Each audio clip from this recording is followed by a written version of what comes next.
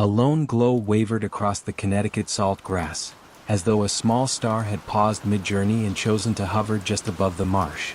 Iselin was scarcely a village. 3 cedar houses, an aging boathouse, and the decommissioned lighthouse that once guarded the Long Island Sound. The lantern at its peak had been dark for 20 years, yet local fishermen swore that on windless nights a single light drifted out from the tower, crossing the waterlogged reeds before vanishing where the tidal creek met open sea. Elias Vaughn arrived in early September to catalog shorebirds for a conservation trust. He rented the caretaker's cottage beside the shuttered lighthouse, happy to trade city sirens for cricket pulse. The trust supplied a skiff, a notebook, and quiet instructions. Mind the tides, note the herons, ignore the stories. Elias intended to do exactly that. Days fell into gentle rhythm.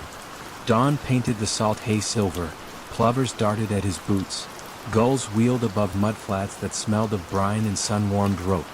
Each afternoon he climbed the lighthouse stair to map nests on the lantern gallery. The interior smelled of rust and old kerosene, wood swelled by years of fog.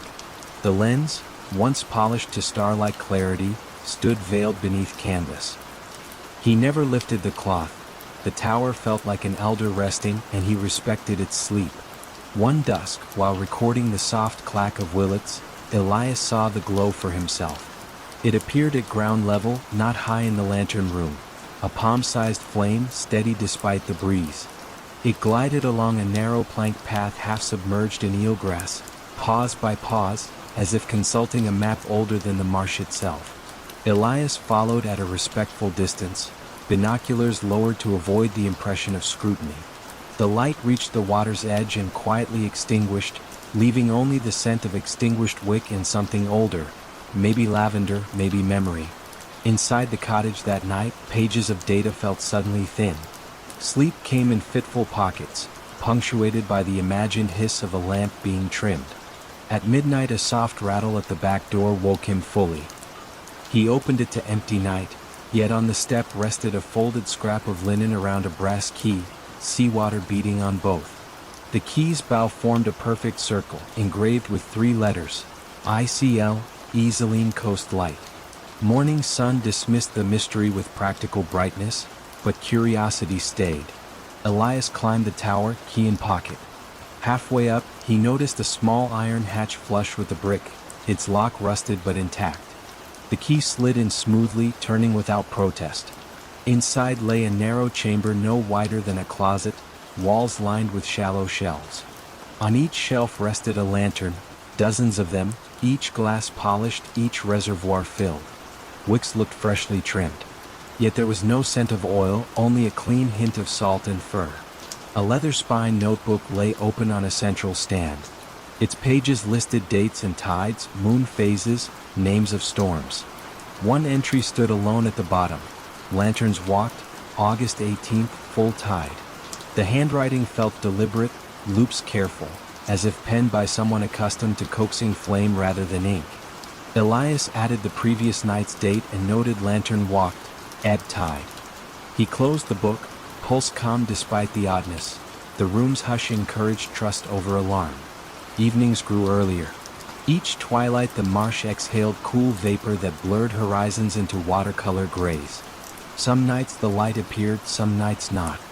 When it did, Elias followed at a distance, memorizing its route.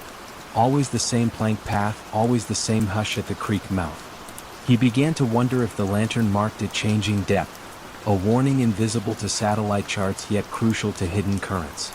A nor'easter arrived, pressing slate clouds low over the sound. Wind scratched the shutter boards. Rain etched quicksilver diagonals across the pane. At dusk a glow flared within the tower gallery, brighter than any he had seen outside.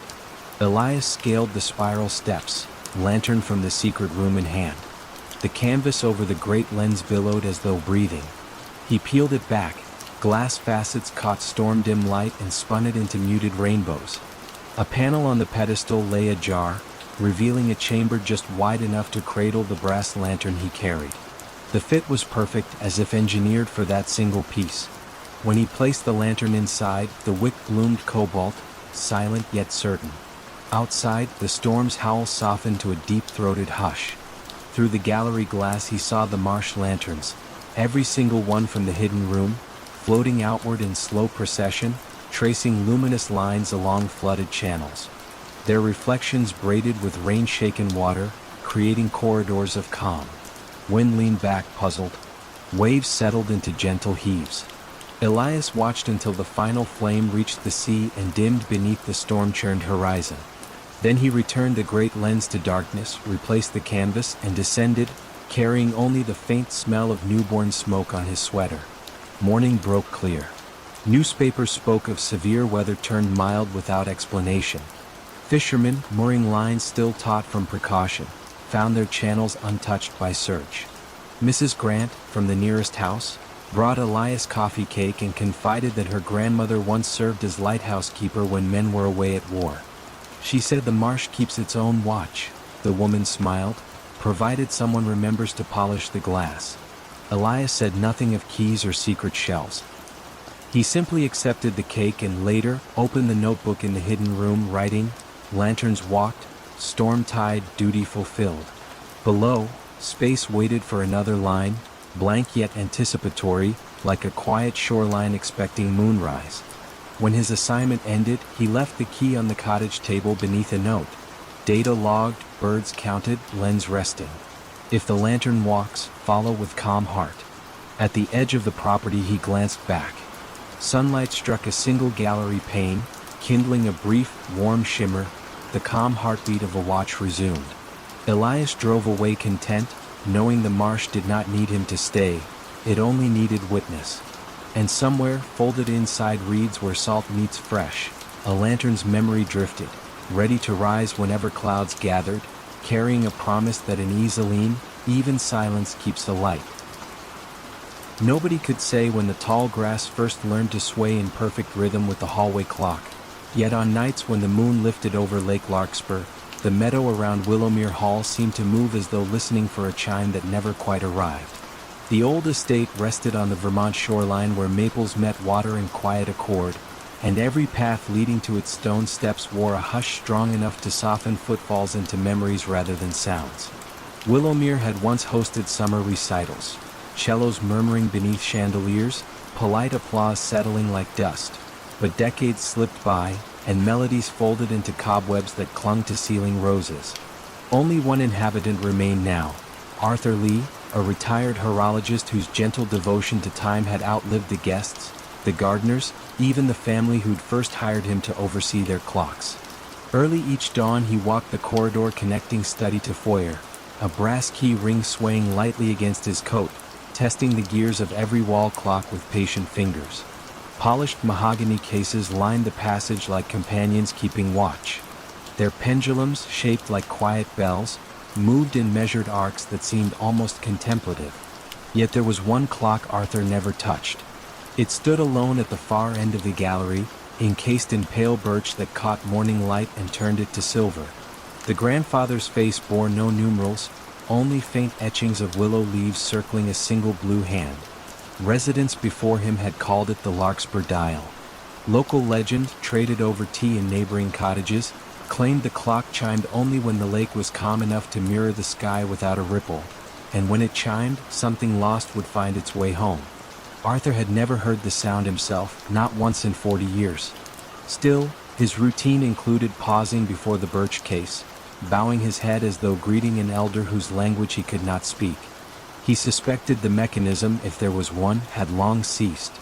Yet the blue hand moved, imperceptibly but inevitably, and each sunset he found it waiting just shy of the 12, as if hesitant to complete a circle. One September afternoon brought a coolness that tasted faintly of wood smoke. Arthur opened shutters to let the season breathe through the hall. Sunlight formed slender aisles between dust motes, and in those lovely aisles he sensed a difference. An angle of light he couldn't name, but felt across his shoulders like a question. He closed each shutter again, careful and calm, only to notice upon returning that the Larkspur Dial's blue hand now pointed exactly to the 12. No chime sounded. The corridor kept its hush. Yet beyond the window panes, the meadow grass had stilled, holding the moment so gently it seemed afraid to rustle even for wind. Arthur studied the clock's face, saw no tremor, heard no click, but something within the birch case seemed to draw breath. He leaned closer, detecting a faint scent of rain on stone, a scent impossible indoors. That evening, rather than retreat to his modest bedroom under the eaves, he prepared a chair in the gallery. He brewed chamomile, carried the cup to a small side table, and lit a single oil lamp in case dusk grew timid. Then he sat opposite the larkspur dial, the meadows hushed pressed to the windows, and waited. Hours elongated yet felt unburdened. The lamp flame dipped whenever the lake sent a sigh across the shoreboards. Sometime near midnight, when even the crickets quieted to a murmuring pulse, the blue hand twitched. A soft metallic hum rose within the birch, nothing abrupt, merely a thread of sound unwinding. Arthur exhaled, and at that gentle release the hum gathered warmth, swelling until it unfurled into a solitary chime. It was neither bright nor mournful. It carried the subdued tone of distant church bells heard through first snow. The sound drifted down the corridor and seeped beneath doors, resting on each clock face like morning dew. The moment the chime faded, a second sound arrived, delicate footsteps upon parquet flooring deep within the house. They paced slowly, thoughtfully, the way one walks through a space both remembered and unknown. Arthur stood but did not call out. He traced the steps by ear until they seemed to pause beside the grand staircase. In the subdued lamplight he saw her, a woman in a traveling coat, pearl gray, holding gloves she did not wear. Silver hair brushed her collar, but her bearing hinted at younger days spent in fluted concert halls. Her gaze swept the corridor with calm recognition, then settled on Arthur as though he were the awaited host rather than custodian. "No train runs this late," he whispered, the words more observation than question. "I didn't travel by rail," she replied, voice threaded with the softness of turning pages. "I followed a sound I knew once." Together they faced the larkspur dial. The blue hand remained at 12, yet the willow etchings glowed faintly as if moonlit from within. She stepped forward, removed a slender brass key from her coat pocket, and offered it to Arthur. Its bow shaped a willow leaf, twin to those etched on the dial. "My father left this," she said. "He wished the hall to welcome us home only when we were ready to listen again." Arthur accepted the key without surprise. He had tended countless locks, but this one felt different, lighter than brass, almost weightless. He opened the case, revealing gears of glass that caught lamplight and shimmered like water. In the heart of the mechanism rested an empty cradle, waiting. He placed the key there, and delicate springs inhaled. The blue hand moved forward, and a second chime, lower than the first, traveled through floor and stone, drifting outside to the lake where it rippled the surface into rings that glimmered under the moon. From the shore, lanterns began to appear, carried by villagers who sensed the long silent bell. Feet padded across dew-cooled grass. Voices hushed in wonder. An unspoken invitation drew them nearer, yet no one crossed the threshold. They simply watched as light awakened in high windows, one by one, as though the house were remembering its own rooms. Inside, Arthur turned to the woman. "Will you stay?" "I believe the hall asked the same," she answered, eyes misted with tired gratitude. She set her gloves on the chair, the gesture small but decisive, and together they listened to distant clocks reset themselves, gears slipping into newfound ease. Outside, the meadow resumed its gentle sway, no longer bound to unanswered longing. The ripples upon Lake Larkspur widened, then settled, mirroring stars so clearly that the night seemed deeper yet kinder. And within Willowmere Hall, the Larkspur dial kept time not for departure, but for arrival, its chime now a promise that whatever drifted away might someday return, unhurried and whole, when the hour, and the listener, were quiet enough to receive it. Moonlight slipped through the cracked skylight like a pale quill poised above open parchment, and the old Briarwood Library seemed to inhale the faint ink of night. Nestled on the edge of the Adirondack foothills, the building stood apart from the small town it served, tucked behind sugar maples whose branches crossed like quiet guardians. The lane that reached it curved gently, discouraging haste, and ended in a circle of gravel where visiting cars gathered a soft coat of silver dust before departing again. For nearly a century the library had opened from 10 until 6, Monday through Friday, and then yielded its hush to crickets and wind. Yet residents whispered that some evenings, long after lights were doused, One lamp relit itself in the archive room and pages turned with no visible hand. Children dared one another to peek through the high windows, but the distance and perhaps a sense of courtesy kept them away. In early November, Eleanor Hayes arrived from Albany to catalog a bequest of rare folios, her first assignment since a spell of convalescence. She carried the quiet of recovery within her, a measured stillness she hoped Briarwood might understand. Miss Lowell, the head librarian, greeted her with a smile that had the texture of worn silk and offered a small office under the eaves. "The workroom is yours as late as you like," she said, "though I advise locking up by dusk." The comment floated between hospitality and caution. Eleanor accepted it without question. Her days unfolded in comforting routine. She rose before dawn, walked the perimeter path where frost outlined every fallen leaf, and entered the archive as shafts of early light settled on cedar shelves. The folios themselves, botanical studies, travel journals, letters bound in faded green ribbon, released scents of bergamot, pine resin, and distant rains. She catalogued meticulously, but a slender ledger stitched in pale calfskin eluded any entry. Its pages were blank save for the watermark of an unfamiliar moon crest. Each time she set pen to it, the nib hesitated as though ink refused to claim the paper. On her seventh evening, dusk arrived with a hush deep enough to blur the boundary between inside and out. Miss Lowell had left early for a town meeting, leaving Eleanor alone with the building's wooden size. She meant to finish labeling herbarium plates, yet the calfskin ledger drew her attention. A thin beam of moonlight, filtering through the skylight, touched its cover precisely where the crest lay embossed. The silver outline brightened, and a single line of handwriting surfaced on the first page, delicate as frost on glass. Attendance recorded by lunar hour, do not disturb the silence between names. Eleanor blinked, half believing she had nodded into a dream. She brought the ledger under the desk lamp, but the ink retreated, leaving the page blank once more. A hush, deeper than the library's usual nighttime calm, settled over the archive. Then, from the floor below, came the muted click of a date stamp and the soft scrape of a return cart. She descended the rear staircase. The main reading room lay in low amber glow. One lamp burned beside the long oak table. Beside it stood a tall gentleman in charcoal overcoat, back turned, consulting the card catalog with unhurried grace. His movements bore the cadence of old manners, sleeves whispering against wool as he slid a drawer closed. Eleanor stepped onto the carpet, and though her footfall was slight, he spoke before she could announce herself. "There's room enough for two," he said, voice resonant yet calm, as though they were long acquainted. "The collection prefers gentle company." She found herself replying softly. "The library is closed." "Closed to daylight concerns, yes," he answered, lifting a card to the lamplight. "Open to its own hours afterward."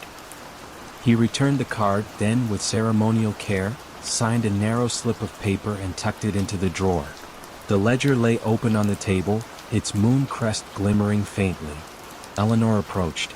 The page now held names written in one column, times in another, each entry corresponding not to the clock on the wall but to the moon's progress across the sky. First crescent, meridian, waning third. Beside several names were tiny annotations. Sought forgotten verse, listened for rain in out-of-print travelogues, found the map he mislaid in 1904. She looked up. The gentleman had moved to the stacks, fingertips gliding along spines with paternal fondness. "You see," he said, eyes reflecting lamplight like quiet water, "books remember who loved them. At night they request reunion." A question formed, "Are you a librarian?" but felt too small. Instead she asked, "And if one signs but doesn't know what to seek?" "The moon will suggest," he said. "She keeps an index of half-spoken desires." He took a slim volume bound in indigo cloth, placed it on the table, and inclined his head. The title read Tides and Temporary Shores, an atlas of vanishing islands. Eleanor opened to a plate depicting an island shaped like a teardrop, caption seen only when longing is strongest. She felt something within her stir, a memory of childhood evenings when she believed hidden lands emerged for the pure joy of being found. She signed the ledger. The ink dried instantly. A breeze, scented faintly of salt water, threaded through the room though every window was shut. Somewhere above, the skylight quivered as if thin waves lapped against it. Together they read in companionable silence. At intervals the gentleman turned pages of his own selection, a music folio annotated in copperplate. The hours unfolded without urgency, measured by the slow sweep of moonlight across ceiling beams. When the first pale blush of dawn slipped behind the drapes, he closed his book. "Until the next lunar hour," he murmured, placing the volume on the return cart. He donned his overcoat and before stepping into the dim corridor added, "Leave the ledger where it wishes to rest." His footsteps faded like a line of poetry remembered upon waking. Eleanor touched the moon crest. The ledger closed of its own accord, pages settling with the softness of wings. She replaced it in the glass cabinet, noting how the lock clicked gently as though satisfied. When Miss Lowell arrived at 7, Eleanor was brewing coffee in the staff nook. She almost spoke of the visitor, the ledger, the salt-scented breeze, yet the morning light, practical and bright, made the tale feel less like fact and more like a gift meant to be handled privately. The calfskin ledger remained closed until moonrise, waiting, patient as a shoreline at low tide. Eleanor stayed on well beyond her assignment. Some evenings she signed the ledger, some she merely walked among shelves listening for stories that hummed against the grain of oak. And in the town below, those who noticed her softened gaze after dusk simply assumed that Briarwood's quiet charm was doing its gentle work, never knowing that within the library's lunar hours, islands appeared, forgotten verses found their voice, and a ledger of moonlit attendants kept careful, luminous watch over every seeker who dared to open its waiting pages. A hush the color of twilight settled over Greystone Orchard, as though the evening itself had paused to listen for a forgotten note. The orchard lay 2 miles north of Oxford, tucked behind low stone walls draped with moss and centuries of mild English rain. Travelers on the old coaching road glimpsed only tangled apple trees and the dark slate roof of a keeper's cottage, but villagers knew the air within the walls carried its own slow rhythm, whispering of harvest that never quite ended. Ruth Calder, a botanical illustrator recovering from a long illness, arrived in early May to rent the cottage and sketch the orchard's antique cultivars. Her doctor had prescribed quiet days and breathing room. Greystone promised both. A gravel path, veined with violets, led from the gate to the porch. Each step released a cool perfume of earth and blossom that seemed to drift upward rather than away. Ruth unpacked charcoals and notebooks, opened the windows and let silence steep inside. The previous caretaker had left a single instruction on a folded card atop the mantel: close the bells at violet hour. The phrase puzzled her. There were no bells in sight, only an empty hearth and a clock that ticked with the relaxed certainty of old oak. She spent daylight wandering between rows, sketching gnarled trunks furred with lichen, cataloging the pale green swell of unripe fruit. Birds called in soft question marks. Wind crossed every branch with a cautious hand. Yet each afternoon, when the sky tipped from blue to lilac and the sun's edge brushed the Cotswold hills, a faint chiming drifted through the trees. It was not the clear ring of metal on metal. It sounded more like glass humming when a fingertip circles the rim. 3 tones, then stillness. On her 3rd evening, Ruth followed the sound. Dusk pooled between trunks, turning grass into velvet. She reached the orchard's heart and found a stone folly resembling a small, roofless chapel. Ivy braided the columns. Suspended from the archway hung 6 slender glass bells, each pale as river ice, strung on silver ribbon. They caught the last of the light and glimmered like captive dusk. No breeze stirred, yet one bell vibrated gently, releasing that round, thirsty note she had heard from afar. Ruth lifted a hand but stopped short of touch. The card's directive returned: close the bells at violet hour. Close them? How? She glanced around and noticed a narrow wooden box resting on a low ledge. Inside lay 6 velvet pouches, deep plum in color, each stitched with the outline of an apple bough. Understanding moved through her like a calm breath. She slipped the first pouch over the humming bell. The tone softened, then ceased as if the bell had folded itself to rest. One by one she covered the remaining bells. When the last ribbon was stilled, dusk felt complete, no longer waiting for anything to end. She returned to the cottage where lamplight and a gentle fire settled her nerves. Sleep came easily, bearing quiet dreams of lilac skies that never darkened further. Morning revealed dew shining on spider silk, every droplet catching new sun. Ruth brewed tea and sketched until noon. But unease tugged at her edges. What purpose did the bells serve? Why must they be closed only at violet hour? She searched the cottage and found a slim journal slipped behind the clock. The cover, gray linen, bore the name Edmund Greystone, 1891. Entries spoke of an experiment, capturing twilight's resonance so the orchard would always ripen at its most forgiving moment. The bells, Edmund wrote, vibrated with the violet frequency, a narrow seam between light and dark that lulled fruit into lingering sweetness. Yet if left uncovered, the bells would continue to drink from evening, delaying night indefinitely. One must let darkness arrive, he concluded, else dawn forgets the way. That evening Ruth repeated her walk. Again at the precise flush of lilac, the bells sang. She hushed them with the pouches, then lingered, sensing gratitude in the cooling air. A nightjar called from somewhere beyond the wall. Twilight sighed and released its hold. Days slipped into a pattern as gentle as breath. Morning sketches, midday rest, evening bell tending.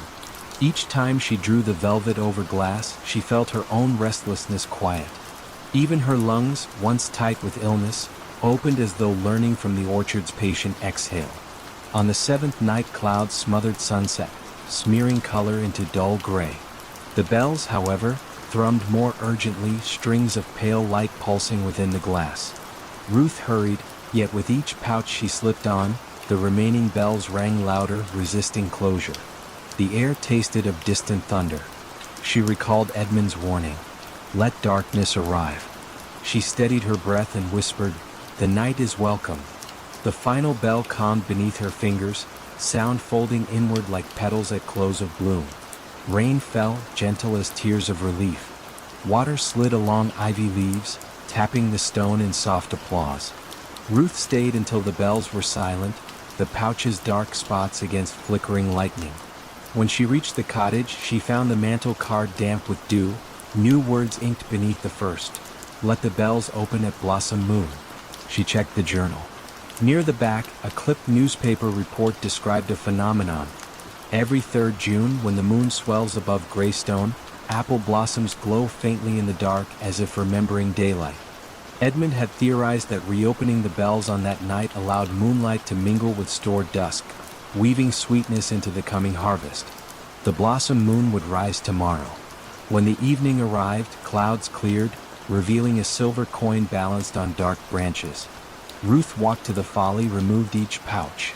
As the glass met open air, tones unfurled, not louder but richer, chords layered like dawn behind clouds. Pale radiance seeped from bell to branch, petals shimmered with pearly light. The orchard seemed to breathe twice, once with earth, once with sky. Ruth closed her eyes, feeling the frequency settle into her bones, a gentle calibration of heartbeat and hope. She left the bells open that night. Before sleep she noted in her sketchbook, dusk tends the breath, moonlight tends the marrow. She realized her own healing had synchronized with the bells' quiet ritual. Closing them welcomed rest, reopening invited light. Month by month the apples fattened, storing hints of lilac and silver in their skins. When Ruth finally packed to leave, she carried a basket for her doctor, fruit that tasted of calm evenings and patient moons. On the mantel she placed a fresh card. Close the bells at violet hour, open at blossom moon. The orchard remembers. As she latched the gate, twilight brushed the sky with the softest trace of purple. One bell rang once, farewell rather than alarm. Ruth smiled, the sound settling behind her ribs like a small, steady star. A thin ribbon of mist curled above the pond, a silent sundial marking the slow drift of dawn. Stillwater Glen was the sort of New Hampshire village that hid almost on purpose, cradled by white pines and granite ledges, its 3 clapboard houses mirrored in water smooth enough to hold secrets. The only road arrived, then politely turned back the way it came. Just beyond the far bank stood a shingled boathouse with a cedar cupola and a narrow tower stitched to its side. Locals called the structure the water clock, though most had never seen it operate. The tower's upper window held a wooden dial carved with small moons. Beneath it ran a channel, guiding pond water through unseen gears. Old deeds stated that when the dial revolved at midnight, the glen's level would settle true, neither flooding nor drying, as though time itself checked the pond's pulse. Clara Whitford arrived in midsummer, seeking refuge after a year of hurried city evenings. She rented the vacant lakefront cabin, bringing only field journals, her grandfather's pocket barometer, and a quiet wish for hours wide enough to unfold in. The first night, as frogs stitched soft patterns in reeds, she noticed the tower window pulsing with faint amber. One slow glow, one slow fade, two measured to be candlelight. The pond, meanwhile, lay perfectly still, cradling the reflection like an echoed breath. Come morning, Clara asked Mrs. Dyer, who ran the post shack and berry stand, whether the clock still kept time. The woman's smile was gentle, almost apologetic. It keeps its time, she said, wiping dew from cartons of blueberries. Best let it be.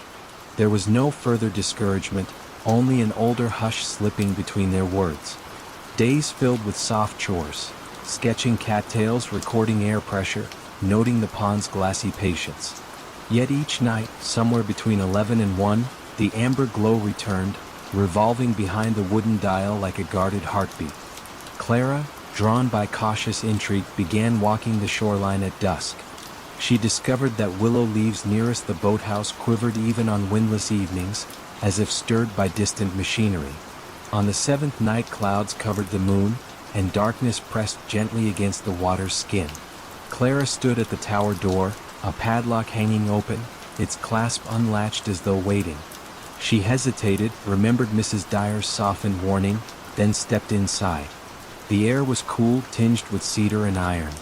A wooden stair curved upward, threads of lamplight spilling down steps worn smooth by time but not by recent feet. She climbed carefully. At the summit, the room widened into a circular chamber.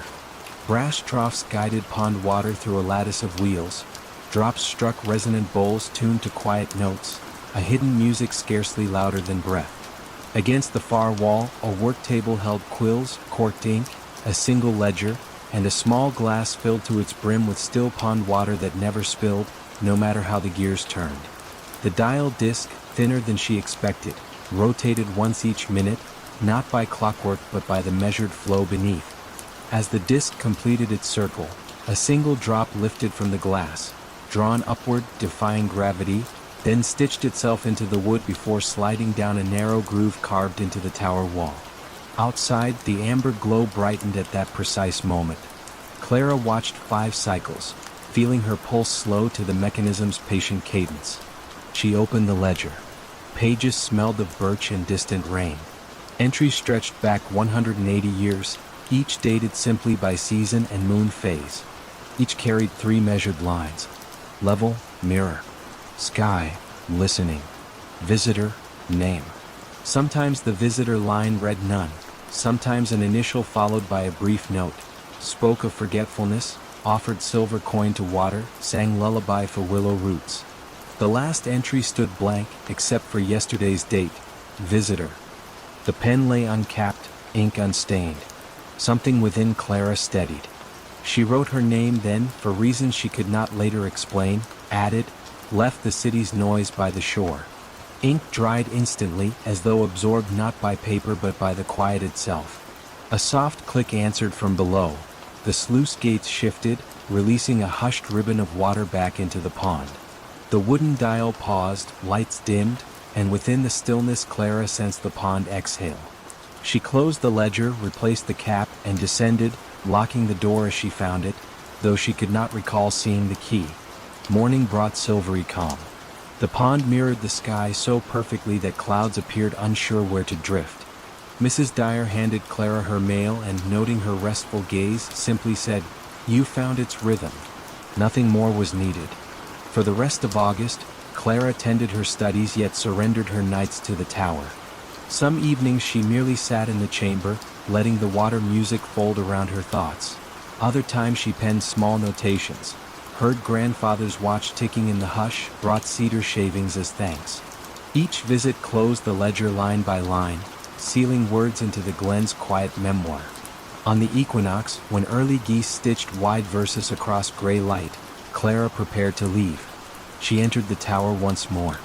The ledger waited open, new page unmarked. She wrote, "Visitor, none for now. Level, mirror, sky ready." A final drop rose from the glass and fused into the dial's grain. The amber glow softened to pale apricot, then faded altogether, as though the mechanism had folded into slumber until another seeker required its balance. At dawn she drove the winding road, mist unspooling behind her like thread from a calm loom. Passing the last glimpse of water, she noticed something. The pond reflected two skies, one dawn orange overhead and one slightly deeper blue beneath, layered as carefully as pages in a closed book. She felt no need to puzzle it out. Stillwater Glen would keep its own equations. Far off, perhaps in late hours she could no longer measure, the wooden dial surely resumed its turn, water and time whispering through cedar veins. And somewhere in the ledger a blank line waited, poised between mirror and sky, listening for the next quiet name to complete the pond's gentle arithmetic. The 11:47 train to nowhere arrived every night at the abandoned Millfield station, though the tracks had been removed 20 years ago. James Crawford first heard it during his third week as night security guard at the old railway depot. The building had been converted into a cultural center, its waiting rooms transformed into gallery spaces and its ticket office into a coffee shop that served commuters who now traveled by bus and car. The sound began as a distant whistle, lonesome and clear in the midnight air. Then came the rhythmic chatter of wheels on rails, growing steadily louder as the phantom locomotive approached the station. James could hear the hiss of steam brakes, the mechanical sigh of doors opening, the shuffle of passengers boarding and alighting. By the time James reached the platform, the sounds had faded. All that remained was the empty space where tracks had once carried trains to destinations throughout New England. Weeds grew between the old railroad ties that had been left as a historical display, and the platform stretched into darkness under stars that reflected off rails that were no longer there. James mentioned the phantom train to Margaret Ellis, the Cultural Center's director, during his first weekly check-in. "Oh yes," Margaret said, not looking up from the grant application she was reviewing. "That would be the 11:47. Quite a few people have mentioned hearing it over the years. You don't seem surprised." Margaret set down her pen and regarded James with the patient expression of someone who had fielded this question many times before. "This station served the community for over a century, James. Some habits die hard. But there are no tracks anymore." "No," Margaret agreed. "There haven't been tracks since the line was discontinued in 2003. But the station remembers its purpose. And apparently so do the passengers." James began staying awake specifically to listen for the 11:47. The train arrived with remarkable consistency, never more than a minute or two off schedule. He could distinguish between different types of locomotives, sometimes the deep whistle of a steam engine, other nights the horn of a diesel. Occasionally he heard what sounded like the sleek rush of a modern electric train. More intriguingly, James began to recognize patterns in the sounds of passengers. Some nights the platform seemed crowded with footsteps, voices, and the bustle of luggage being moved. Other nights only a few passengers seemed to board or disembark, their movements quiet and purposeful in the darkness. James started keeping a log of the phantom train's arrivals, noting variations in locomotive type, passenger activity, and weather conditions. He discovered that steam engines appeared more frequently during winter months, while modern trains seemed to prefer clear summer nights. The busiest passenger activity occurred around holidays and the start of school terms. One particularly clear October night, James decided to position himself directly on the old platform as 11:47 approached. He stood where passengers would have waited for real trains in the station's active years, listening carefully as the familiar sounds grew closer. The whistle sounded. The locomotive approached with its steady rhythm. Brakes hissed. Doors opened with their mechanical precision, and James saw them. Translucent figures moved along the platform with the purposeful energy of travelers. A woman in a 1940s coat carried a suitcase and consulted a pocket watch. A young soldier in uniform embraced someone who might have been his sweetheart. Children pressed their faces to what would have been train windows, waving goodbye to relatives on the platform. The passengers were from different eras, dressed in clothing that spanned decades of the station's operation. They moved with the distinctive urgency of people catching trains, some hurrying to board, others savoring final moments before departure, a few arriving with the relief of journeys completed. James watched, transfixed, as the ghostly scene played out around him. An elderly conductor called, "All aboard," in a voice that carried the authority of countless such announcements. Steam, or the memory of steam, rose from an invisible locomotive. Then, as always, the sounds faded. The platform returned to its empty present, and James stood alone under the stars with only the gentle sound of wind moving through the trees that had grown up along the old right-of-way. The next morning, James visited the local historical society to research the station's past. He learned that Millfield Station had been a crucial stop on the route between Boston and Montreal, serving not just daily commuters but also vacation travelers heading to lake resorts and ski areas. Soldiers had departed from this platform during 2 world wars. Children had arrived each summer to spend vacations with grandparents in the countryside. Mrs. Dorothy Harrison, the Historical Society's volunteer curator, showed James photographs of the station in its prime. The images captured exactly what he had witnessed the night before. The same purposeful energy, the same mix of departure and arrival, joy and sadness that characterized all train stations. People formed deep attachments to this place, Mrs. Harrison explained. For many families, it was where they said hello and goodbye to the most important people in their lives. That kind of emotional significance doesn't just disappear when you remove the tracks. He started greeting the phantom passengers during their nightly arrival, offering a respectful nod to conductors and a gentle word to children who seemed nervous about their travels. The ghostly figures began to acknowledge his presence in return, a tip of a hat, a smile, a wave from a train window. Some nights, when the platform was particularly crowded with travelers from across the decades, James would hear conversations that spanned generations. The 11:47 train, James realized, was not really going to nowhere. It was going to everywhere and everyone that mattered to the people who had once depended on this station for connection to the wider world. It carried passengers not to geographical destinations, but to the moments and relationships that had defined their lives. On quiet nights when few phantom passengers appeared, James would sometimes hear the train slow down as if the conductor was checking to see if anyone needed to board. In those moments, James understood that the 11:47 was an invitation, a reminder that some journeys transcend the physical world, and that the most important destinations are often found not in distance traveled, but in the depth of connection between hearts that refuse to let go of what matters most. The cultural center thrived in its renovated station, hosting art exhibitions and concerts that filled the old waiting rooms with new life. But every night at 11:47, the building remembered its original purpose, welcoming passengers whose love for this place and each other had made them eternal travelers on railways that existed beyond the need for steel and steam. A single lamp glowed in the valley like a winter star that had lost its sky. Kittredge Hollow, tucked between low ridges of the Catskills, rarely troubled anyone's maps.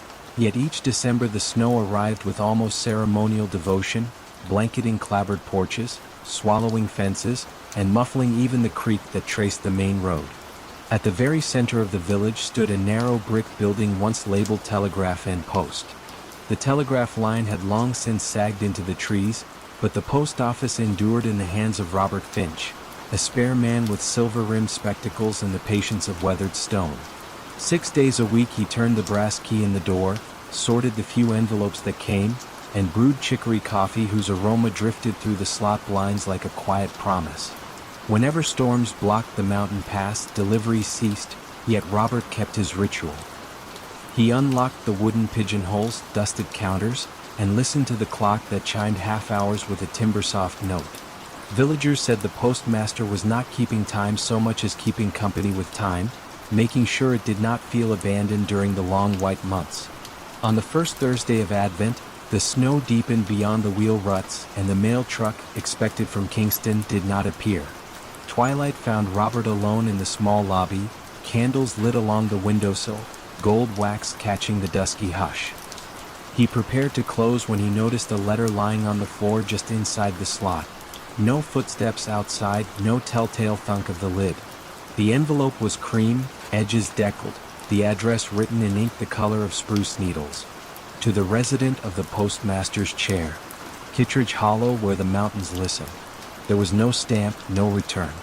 The paper felt faintly warm, as if it had slept in a pocket close to a hearth. Robert slit the flap with his bone knife and withdrew a single page. The pass is closed, yet certain words must still find their way. At midnight, unlock the back door. Leave the lamp lit. Receive what comes with quiet hands. No signature followed, only a hand-drawn sigil of a snowflake encircling a compass rose. Robert recalled no such emblem from any postal ledger. Still, the language bore the courtesy of seasoned correspondence, and courtesy to him was reason enough. He stoked the iron stove, then arranged a lone chair beside the service counter. Snow ticked against the windows like soft chalk on slate. The village beyond lay dark except for porch lanterns swallowed in drifted collars of white. Minutes, then hours, threaded past. The clock chimed 11:30, its note swallowed almost before it could fade. At precisely midnight, Robert rose, crossed the sorting room, and lifted the latch of the rear door. Cold air folded inward, carrying a scent of pine sap and distant wood smoke. No figure waited, yet on the stoop rested a leather satchel, frost gilding its seams. Robert brought it inside, setting it beneath the brass ceiling lamp. The bag, though small, felt heavier than fresh mail should. He opened the buckles. Inside lay dozens of envelopes, each addressed in the same spruce ink hand, destinations ranging from cottages along the valley to outlying farms seldom seen until spring thaw. He checked the dates. None bore one. In the stamp's place, each envelope carried that snowflake compass sigil. Robert sorted them methodically into pigeonholes, finding enough letters to fill every slot, even those owners long since moved away or passed on. He hesitated over those names, yet custom compelled him. Mail must be delivered, or at least offered the chance. Only when the last envelope found a home did he notice a second compartment in the satchel. There, tucked like a final thought, waited a journal bound in gray linen. The first entry read, "I trust the Hollow's keeper of messages will honor the covenant. Winter is a boundary, words are bridges. Guard them until the thaw." Subsequent pages listed dates stretching back 50 winters, each with notations of storms and deliveries made despite them, always at midnight, always without witness. The most recent line left a space for the present year. Robert closed the journal slowly.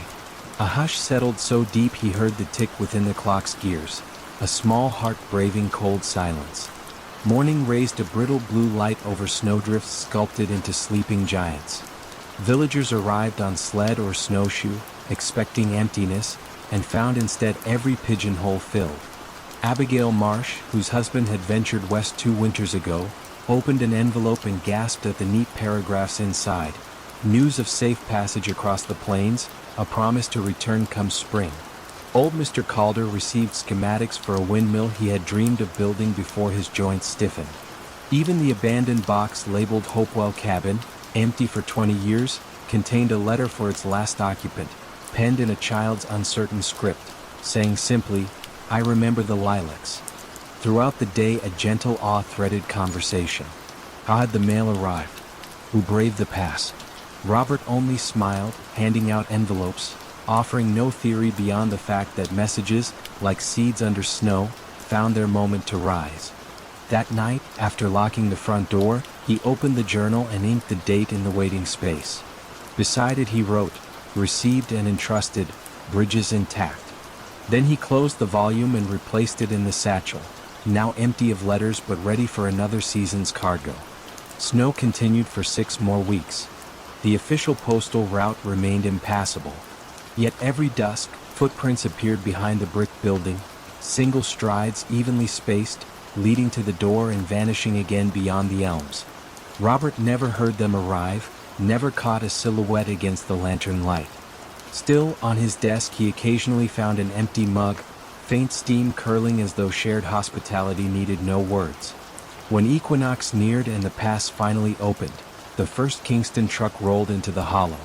The driver remarked on tidy stacks of outgoing mail waiting in the crate, responses penned through darkest winter, dreams wrapped in paper ready for the wider world. He asked how Robert kept spirits lifted while the valley lay cut off. "We were never truly cut off," Robert said, sealing a last canvas sack. "The roads we travel aren't always marked on maps."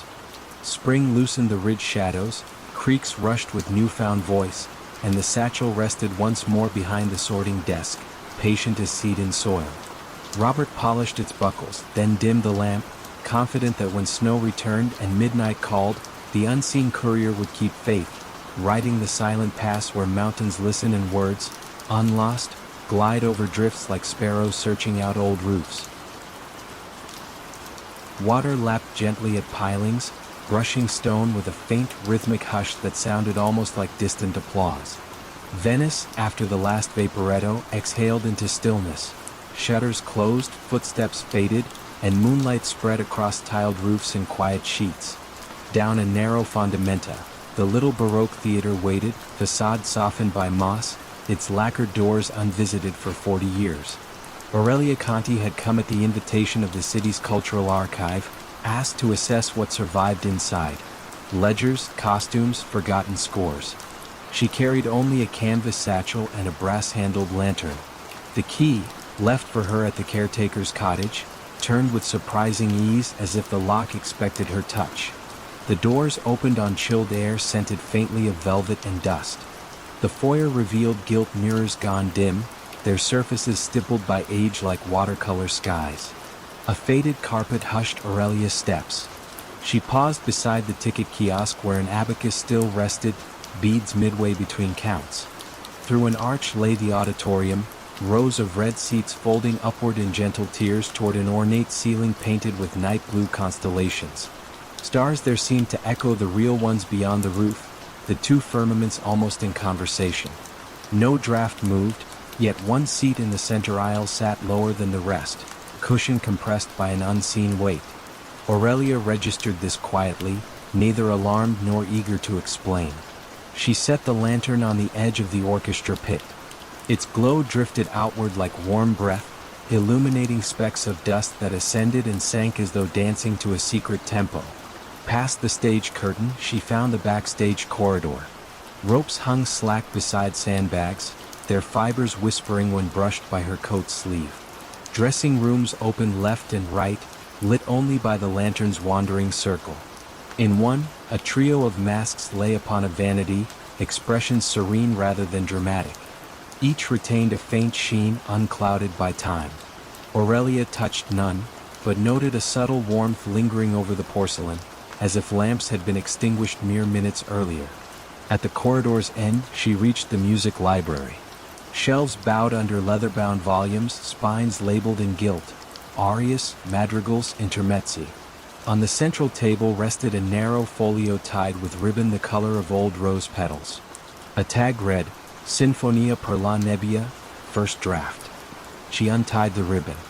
The manuscript pages bore delicate notation, yet between staves ran fine penciled phrases, leave room for mist, pause until silence answers. Tempo follows breath, not baton. She felt the urge to hum a single bar but refrained. Even an exhaled note might stir something better left placid. Instead, she unfolded her notebook and copied a few measures. The ink from her pen seemed almost to welcome the company of those older marks, aligning themselves gently on the page. Somewhere above, a faint rustle drifted down, wood rubbing against wood, perhaps a shutter shifting. Aurelia listened. The sound stopped, replaced by a softer murmur, a roll of pages turning in the empty auditorium, deliberate yet unhurried. She pictured the lone seat half folded, now settling farther, as though its hidden occupant adjusted posture to follow her progress backstage. Returning to the auditorium, she held the lantern waist high. The seat now stood upright, cushion undisturbed. Nothing else had moved, yet in the orchestra pit a conductor's baton rested across the music stand, parallel to the edge, gleaming faintly. It had not been there earlier. Aurelia approached, her calm intact, and noticed a slip of parchment beneath the baton's tip. 3 words in graceful script, attend the hush. She obeyed without thinking, extinguishing the lantern. Darkness enfolded her, velvet soft. At first she heard only the breathing of the building, wooden beams settling, water beyond the walls sipping at foundations. Then, from somewhere uncertain, perhaps the balcony, perhaps the imagined rafters above the false stars, issued a single chord, whispered rather than played, like the echo of a distant cello warming its strings. The tone lingered, trembling at the edge of hearing, before fading into a silence deeper than the one preceding it. She waited, heart steady, until a second chord answered, lower, slower, an amiable exchange, unresolved yet tender. The pause that followed stretched long enough to feel like a held breath spanning centuries. In that hollow, a curious peace settled over her shoulders, as though the theater recognized in her a respectful listener. When the third chord came, soft, barely tangible, it drifted outward, dissolved, and did not return. The hush that followed felt complete, needing nothing more. Aurelia relit the lantern. The baton lay precisely where she had found it. The parchment was gone. She completed her survey without haste, recording temperatures, photographing set pieces left inside wings like motionless actors waiting for a cue that would never arrive. The manuscript she returned to its ribbon and shelf. Before leaving, she took one final look at the auditorium. The ceiling's painted constellations seemed brighter now, a gentle glow emanating from their faded pigments, guiding her gaze along imagined currents of night. Outside, the canal touched stone with its patient rhythm. Aurelia locked the doors, pocketed the key, and began along the narrow path toward the caretaker's cottage. Behind her, the theater's facade melted once more into shadow, its secrets folded neatly between silence and remembrance. At the crossing bridge she paused. A breeze carried a faint vibration across the water, an echo of those whispered chords, then let it dissipate into the moonlit mist. She smiled, knowing the music would return for the next listener willing to attend the hush. Sleep beckoned gently, promising that whatever mysteries lingered on that small stage would keep their own immaculate time, serenading empty velvet rows with chords delicate enough to drift through dreams without waking them. A fine salt mist drifted in from the North Atlantic, and with it came a hush so complete that the old lamps along Avansford Quay seemed to breathe rather than burn. No one truly remembered when the lamps had first appeared, cast iron stems rooted in granite, their glass panes rippling like pond water, yet every evening at exactly 8, they brightened in perfect unison, unmarred by wind or rain, as though a hidden hand tended them. The town lay folded between headland and sea, its slate roofs huddled closely, its streets cobbled with stones smoothed by centuries of patient tides. Fishermen spoke in low tones, shopkeepers closed early, and visitors, sensing an unnamed etiquette, slowed their steps without knowing why. Even the gulls, overhead, called half-heartedly, their wings barely disturbing the fog that curled along eaves and chimneys. On this particular evening in late November, Nora Bennett walked the quay path alone. She had come from London for quiet, renting a small attic room above Mrs. Kersey's bakery. Her doctor had advised rest for a mind worn thin by city hours and ceaseless conversation. Avansford offered silence in generous measure. But it also offered questions that floated like sea foam, clinging, refusing to dissolve. Nora paused beside the third lamp from the harbor mouth, a lamp whose glass always showed a faint amber stain, as though dusk itself had settled inside. She watched the minute hand of her pocket watch climb toward 8. The second hand ticked with deliberate poise, and she felt her own pulse match it, steady and unhurried. 8 chimes from the church tower drifted across slate and water. The lamps lifted their glow at the very first note. They brightened neither quickly nor slowly, but in a soft flourishing, the way dawn unfolds behind closed eyelids. Nora looked for movement, perhaps the tilt of a ladder or the sweep of a wick trimmer, but there was nothing. Just the lamps awake once more. Local legend spoke of a lamplighter named Elias Reed, a quiet man who long ago had walked the quay with a pole and lantern each twilight. After 40 years of service he had vanished on a winter's night, leaving his pole beside the harbor steps and his lantern dark. The lamps, townsfolk claimed, had kindled themselves ever since, following some covenant of loyalty. Children retold the tale in whispers at school, their eyes widening as clouds rolled in earlier each afternoon. Adults, questioned gently, smiled with polite indifference as though asked about dreams half recalled. Nora, restless in her attic room, opened the window a crack and let the odor of cooling bread slip past the ruffle of stale cinnamon. She unfolded sheets of hotel stationery and wrote observations, dates, times, the hue of the sky at each lighting, the order in which gulls settled upon the quay rails. Each note steadied her, the way arranging seashells along a sill can soothe wandering thoughts. But a question throbbed beneath her careful catalogue. What might happen if a lamp were removed? Would the remaining lights falter or would they burn on, indifferent? One midnight, wrapped in a fisher's wool coat borrowed from an unguarded peg, she carried a small stepladder to the farthest lamp, the one closest to the abandoned cannery. The moon hung low, polished by cloud. She climbed, hands trembling more from hush than cold. With a soft click she lifted the latch that held the glass pane. The metal was neither warm nor cool, it felt like stone submerged in deep water. Inside no flame danced. Instead, a pearl-colored glow spread evenly as though the air itself carried light. She reached with gloved fingers, intending to cup the glow and learn its weight, but the moment her hand crossed the threshold the light receded, contracting to a single point. It hovered, quivering no larger than a pinhead, then slipped past her wrist into the night. It floated upward, joined by a second point from the next lamp, then a third, until 10 tiny lights drifted above the quay like dandelion seeds. Down below, the iron posts emptied, the glass panes darkening to mirror the sea. Nora descended, every plank beneath her boot drawing a hollow tone from the pier. A wind bowed through the alleys, shutters tapped.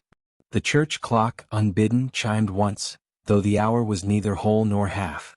From windows, curious faces appeared, lit by candles, their eyes wide with the shared recognition that something familiar had slipped.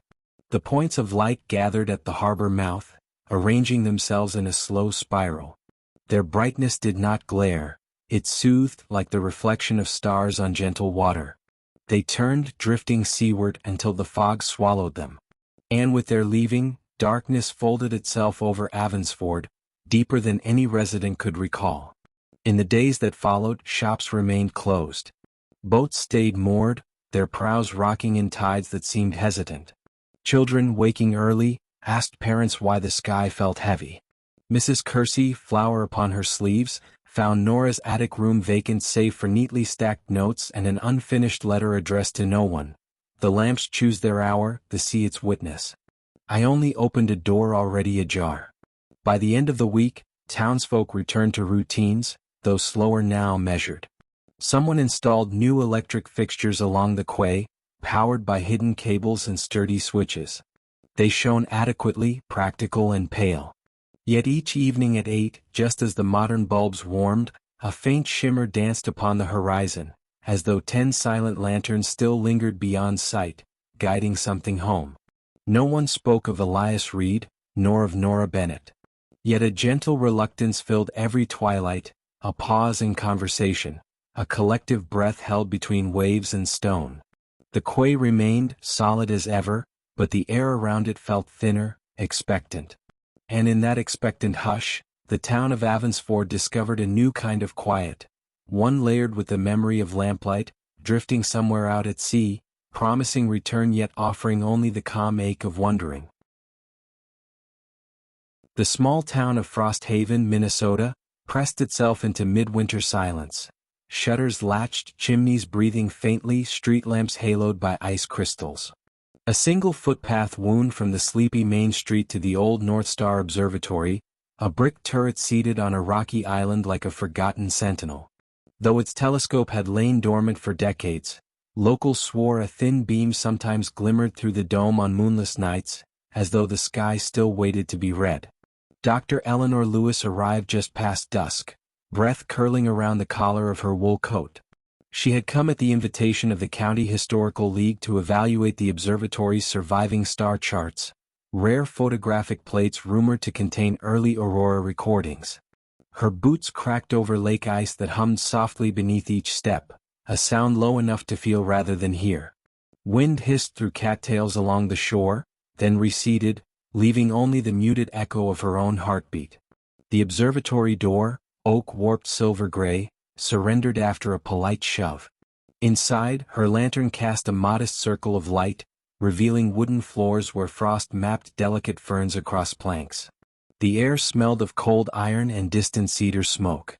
Against the far wall loomed the great telescope, angled toward a ragged hole in the copper dome. Snowflakes fell through the gap, drifting lazily onto the brass gears like soft confetti at a forgotten celebration. She closed the door, letting stillness settle.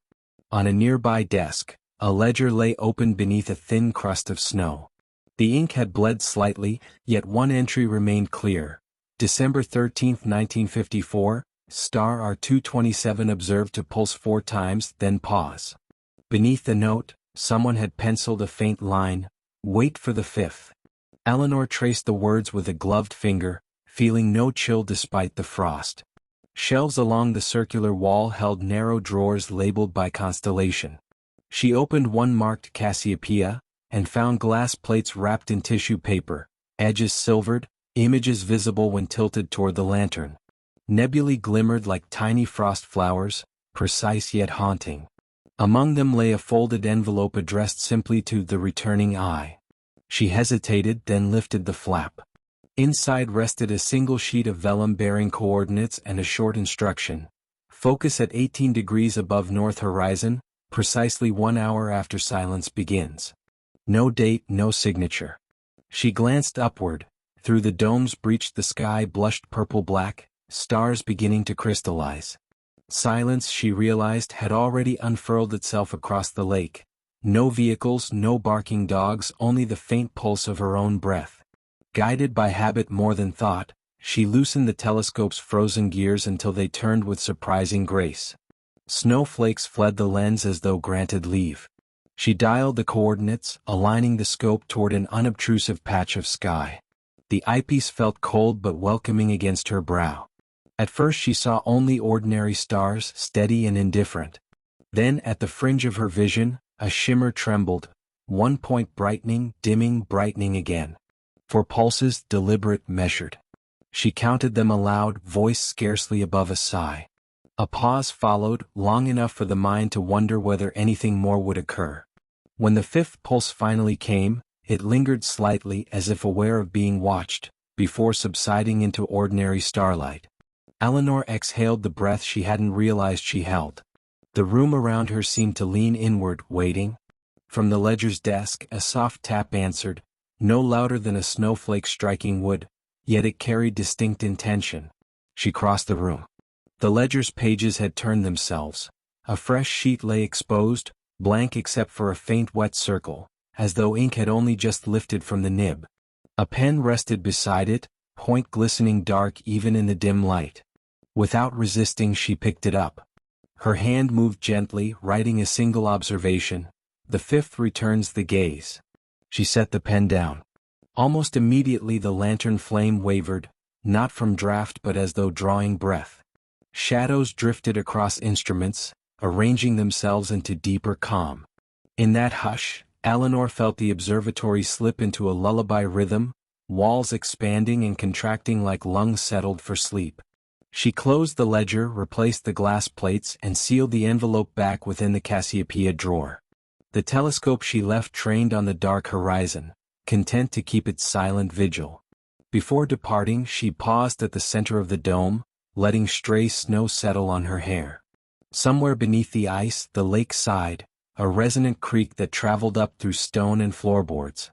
It sounded uncannily like a distant echo of her own thoughts, returning from below rather than above. Outside, night had deepened to still velvet. The path homeward glittered faintly, moon shards embedded in ice. As she stepped onto the lake once more, Eleanor glanced back. Through the observatory's broken cap, a thin shaft of starlight now glimmered, brighter than any lantern, pointing upward with quiet certainty. She knew the townsfolk might glimpse it and speak again of ghostly astronomers, but she sensed nothing spectral. Only a calm conversation continuing between sky and stone, resumed after a long pause. Halfway to shore she stopped, listening. Wind skimmed across the frozen surface, carrying a distant, measured rhythm. 4 soft gusts, a pause, a 5th answering sigh. Something in the pattern eased her shoulders, smoothing the tightness of travel from her muscles. She resumed walking, boots whispering against snow, feeling oddly accompanied. Frosthaven's lights blinked welcomingly at the lake's edge. Behind her, the observatory settled back into shadow, the beam dimming until only ordinary starlight remained. Yet Eleanor sensed the fifth pulse would return, again and again, waiting patiently for anyone willing to cross the ice and breathe in time with the hush. By the time she reached the inn, fatigue arrived gentle as flannel.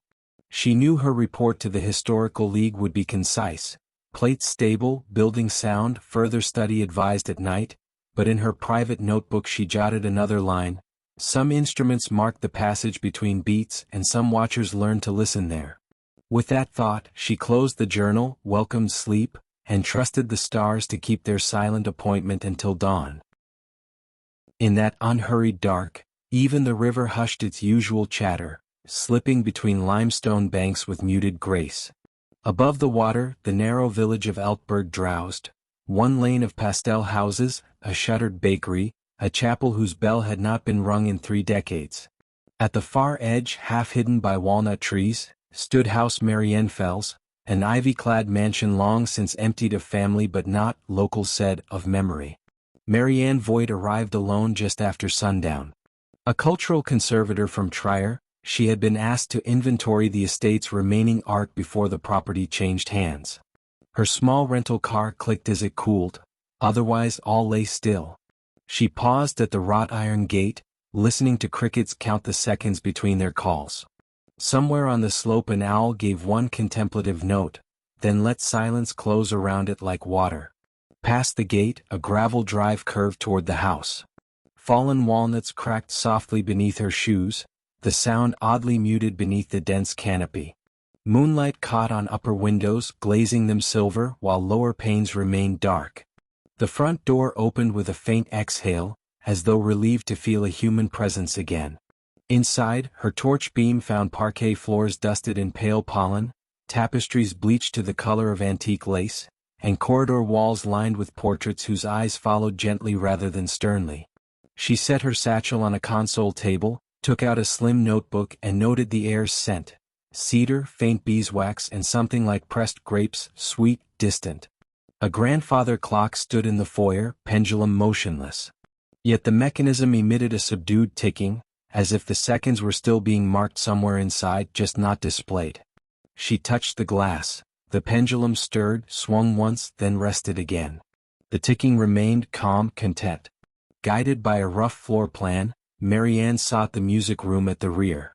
Prior appraisals hinted that a forgotten painting, perhaps a minor romantic landscape, might hang there. She crossed a gallery where moonlit motes drifted like slow snow. Her footsteps matched the rhythm of the hidden clock. One, pause, another, pause, an inward breath between each sound. The music room opened onto a terrace facing the river. French doors stood ajar, letting cool air brush velvet drapes. Inside, a silent grand piano glimmered under linen sheets. On the far wall hung an unframed canvas, its colors dim but intact. She approached. The scene depicted a twilight river bend almost identical to the one outside, though the brushstroke moon rode higher than the moon she had just left behind. In the painted sky, a single bright star pulsed with unblended pigment, as if insisting on attention. Marianne lifted her torch. The paint of that lone star caught the light differently, throwing back a faint shimmer that seemed to move. Not flicker. Move as though adjusting its span. Against instinct she dimmed the torch. With darkness restored, the painted star settled, no longer restless, merely present. She turned to catalog the piano. When she lifted the sheet, a mild chord whispered from within, produced by no visible hand. The strings, long untuned, resonated just enough to form a suggestion of sound, for notes rising, pausing, then descending. She felt no jolt of fear, only a gentle beckoning, like someone inviting her to recall a melody half forgotten. From the hallway, that subdued ticking grew clearer, though no hour struck. She checked the foyer clock again, pendulum still. Yet the house maintained its pulse, soft, generous. She wrote in her notebook, "Time here seems shelved but not stopped." On the landing above, A corridor ran toward the estate's small observatory tower. Previous caretakers had reported nothing of interest there, but the subtle half-sound from the piano inclined her to explore. She climbed the staircase, each step flexing under old timber's sigh. At the top, a stained-glass window cast dappled moon shapes onto the floor. They shifted slowly, not like ordinary light, but more as if the window itself breathed through color. The observatory door yielded to a gentle push. Inside, dust lay untouched on a brass telescope capped and lowered. Yet a single chair faced away from the instrument, positioned instead toward a narrow internal window that overlooked the music room below. Marianne crossed to it, feeling the ticking deepen into her bones. Through the window she saw the painting again, and now the painted star glowed a shade warmer than before, pale gold rather than frosty white. Beside the chair, a small writing desk held an open diary. The most recent entry, dated 40 years earlier, read in looping ink. Star added to the river scene tonight. Will a line paint to sound, waiting for the house to accept the tempo. No signature. A blot of ink followed, like a final breath caught on paper. Marianne sat, letting her pulse slow to match the house's. Below, the moonlit terrace remained empty, the river glimmered like liquid pewter. From the unseen piano rose the same 4 notes, slightly surer now, their decay lingering a heartbeat longer. The painted star brightened in sympathy, then dimmed as though pleased at being heard. She understood then that House Marianne Fells was still composing something unfinished. A harmony between clock, canvas, and chord, each element waiting decades for a listener willing to measure the pauses. She had no role but to notice. Gently she closed the diary, left everything untouched, and descended the stairs. In the foyer she set her notebook beside the grandfather clock and wrote only one line: "Artwork and instruments stable. House continues its slow duet with silence." She replaced the slip and felt the ticking fade, satisfied with acknowledgement. Outside, vineyard rows stretched in moonlit terraces, leaves stirring with barely a sound. As Marianne latched the gate, the unseen clock gave a single perfectly clear tick that reached her across the drive. Nothing else followed. The owl hooted once, echoing that lone beat, then settled into quiet. She walked toward the inn at the village edge, gravel crunching softly, heart paced to the river's measured flow. Behind her, House Marianne Fells receded into walnut shadows, still painting its night, still teaching its forgotten piano to breathe between notes, still keeping time without hands, content that someone had paused long enough to feel its gentle pulse. A soft green light pulsed beneath the fog, like an echo seeking its original sound. Clonfera lay on Ireland's western rim where peat-scented fields dropped into the Atlantic, and the only building braving the cliff edge was an abandoned signal house, once the terminus of an undersea telegraph cable that carried news between continents. The cable had long fallen silent, but villagers still spoke of faint glimmers at the cliffs on moonless nights, as though messages persisted even after words were forgotten. Hannah O'Shea arrived in late March, carrying a thermos, a sketchbook, and the quiet intention of avoiding her city inbox for as long as coastal weather allowed. She rented a stone bothy half hidden by thrift and heather. Each morning brought gull cries stitched to wind, each evening the distant hum of waves rearranging shingle. The rhythm softened the tightness behind her eyes quicker than any doctor's advice. On her third dusk, as mist folded over the fields like a linen sheet, Hannah followed a sheep path toward the cliff. The signal house appeared gradually, square, stout, its granite blocks marbled with lichens the color of old copper. She pressed a palm to the wooden door, it moved inward with surprising ease. Inside, salt air lingered, mingling with an undernote of beeswax, as though someone had recently tended a quiet ritual. A single brass instrument remained, the old tape receiver nailed to the far wall. Its iron clockwork drum, once chattering with Morse, now sat still, yet in moonlight its mica window held a faint glow. Beneath the drum lay a wooden spool, and on that spool improbably rested a fresh length of paper tape, blank and unwound. Hannah touched the edge. The paper felt warm as if cupped moments earlier. She smiled, suspecting coastal pranksters, and stepped back into drizzle. That night rain tapped the bothy roof like small, patient questions. At midnight Hannah woke to find a strip of pale tape slipped under her door. Tiny indigo dots and dashes marched across it, clear Morse, though she only recognized the shape of letters, not their meaning. The strips smelled faintly of kelp and lamp oil. She lit a candle, copied the code into her sketchbook, and returned to sleep lulled by the steady metronome of rain. Morning sun silver-plated the ocean.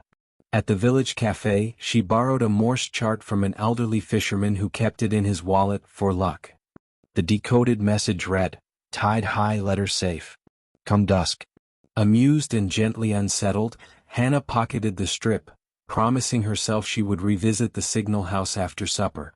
Dusk arrived blushing violet. Hannah crossed the cliffs under a shawl of gull wings. Inside the signal house, the drum now turned with silent grace, feeding tape through unseen gears. No key clicked, no relay snapped, yet the dots and dashes formed neat rhythms before her eyes. She watched until the strip ended, then tore it free. The message read, "If you keep watch, we keep time. Ink waits in the drawer." A shallow drawer beneath the bench slid open at her touch. Inside lay a fountain pen and a small bottle of cobalt ink. A brittle ledger, spine cracked but pages blank, rested beside them. On the inside cover someone had written, "Tide letters, keepers and finders." Dates spanning a century followed, each with 2 columns, incoming and response. The most recent line belonged to 1972. After that, blank space waited like calm water. Hannah dipped the pen and wrote the date, then added under response, "Watching." She capped the ink, feeling the house exhale, a breath she sensed more than heard. Outside, the green light blossomed briefly through fog as though acknowledging receipt. Over the next week a gentle correspondence unfolded. Each midnight, another strip of tape slid beneath her door, sometimes damp with sea spray, sometimes crisp as parchment left near a stove. Messages whispered of tide heights, wind shifts, constellations hidden above cloud. She answered in the ledger at dusk, her handwriting slowing to match the patient cadence of surf. Questions crept in: who sends the tape? The response, coded, arrived 2 nights later. The sea remembers every word, we only lend it a voice. Storms rolled in low and thundering. Windows rattled, but the tape still found her, edges rimmed with salt crystals. One message read, "Cable phrase at Western Trench. Need witness when moon is new." The request felt neither urgent nor benign, simply inevitable. On the appointed night, Hannah stood on the cliff, black water yawning below. Foam trails glowed faintly, tracing a submerged line that pulsed toward the horizon.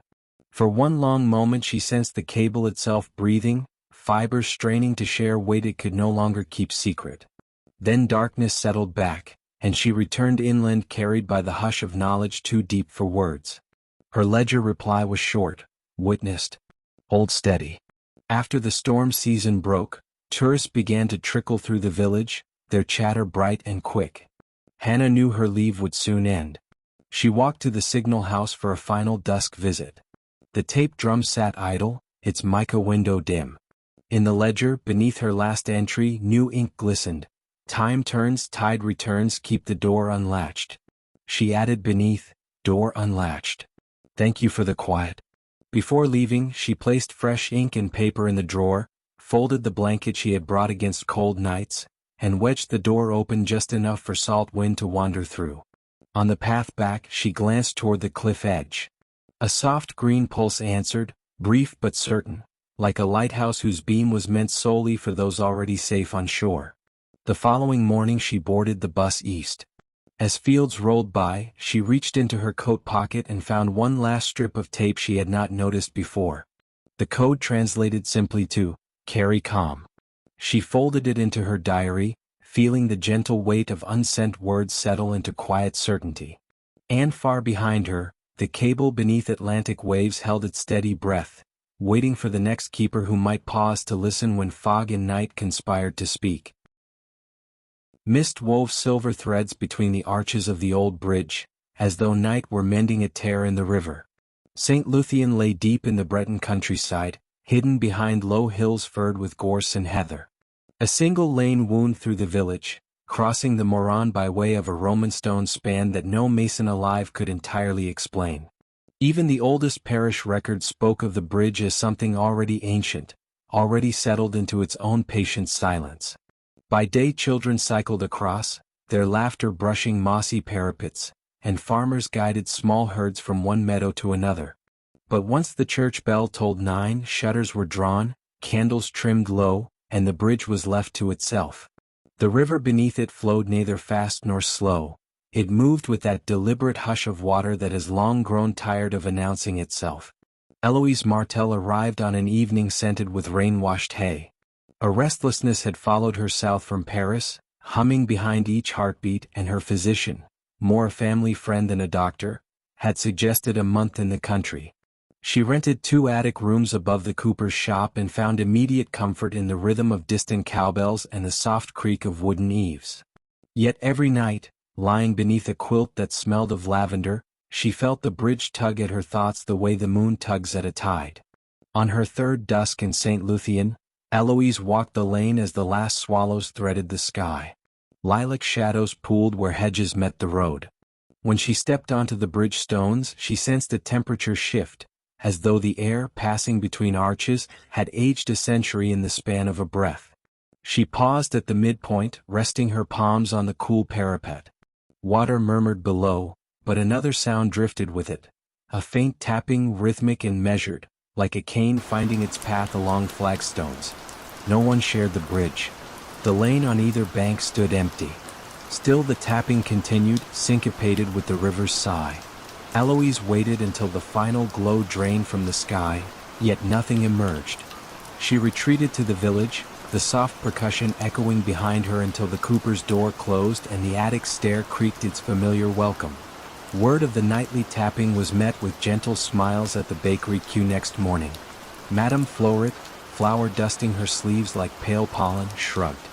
The keeper perhaps, she murmured, eyes sliding toward the river.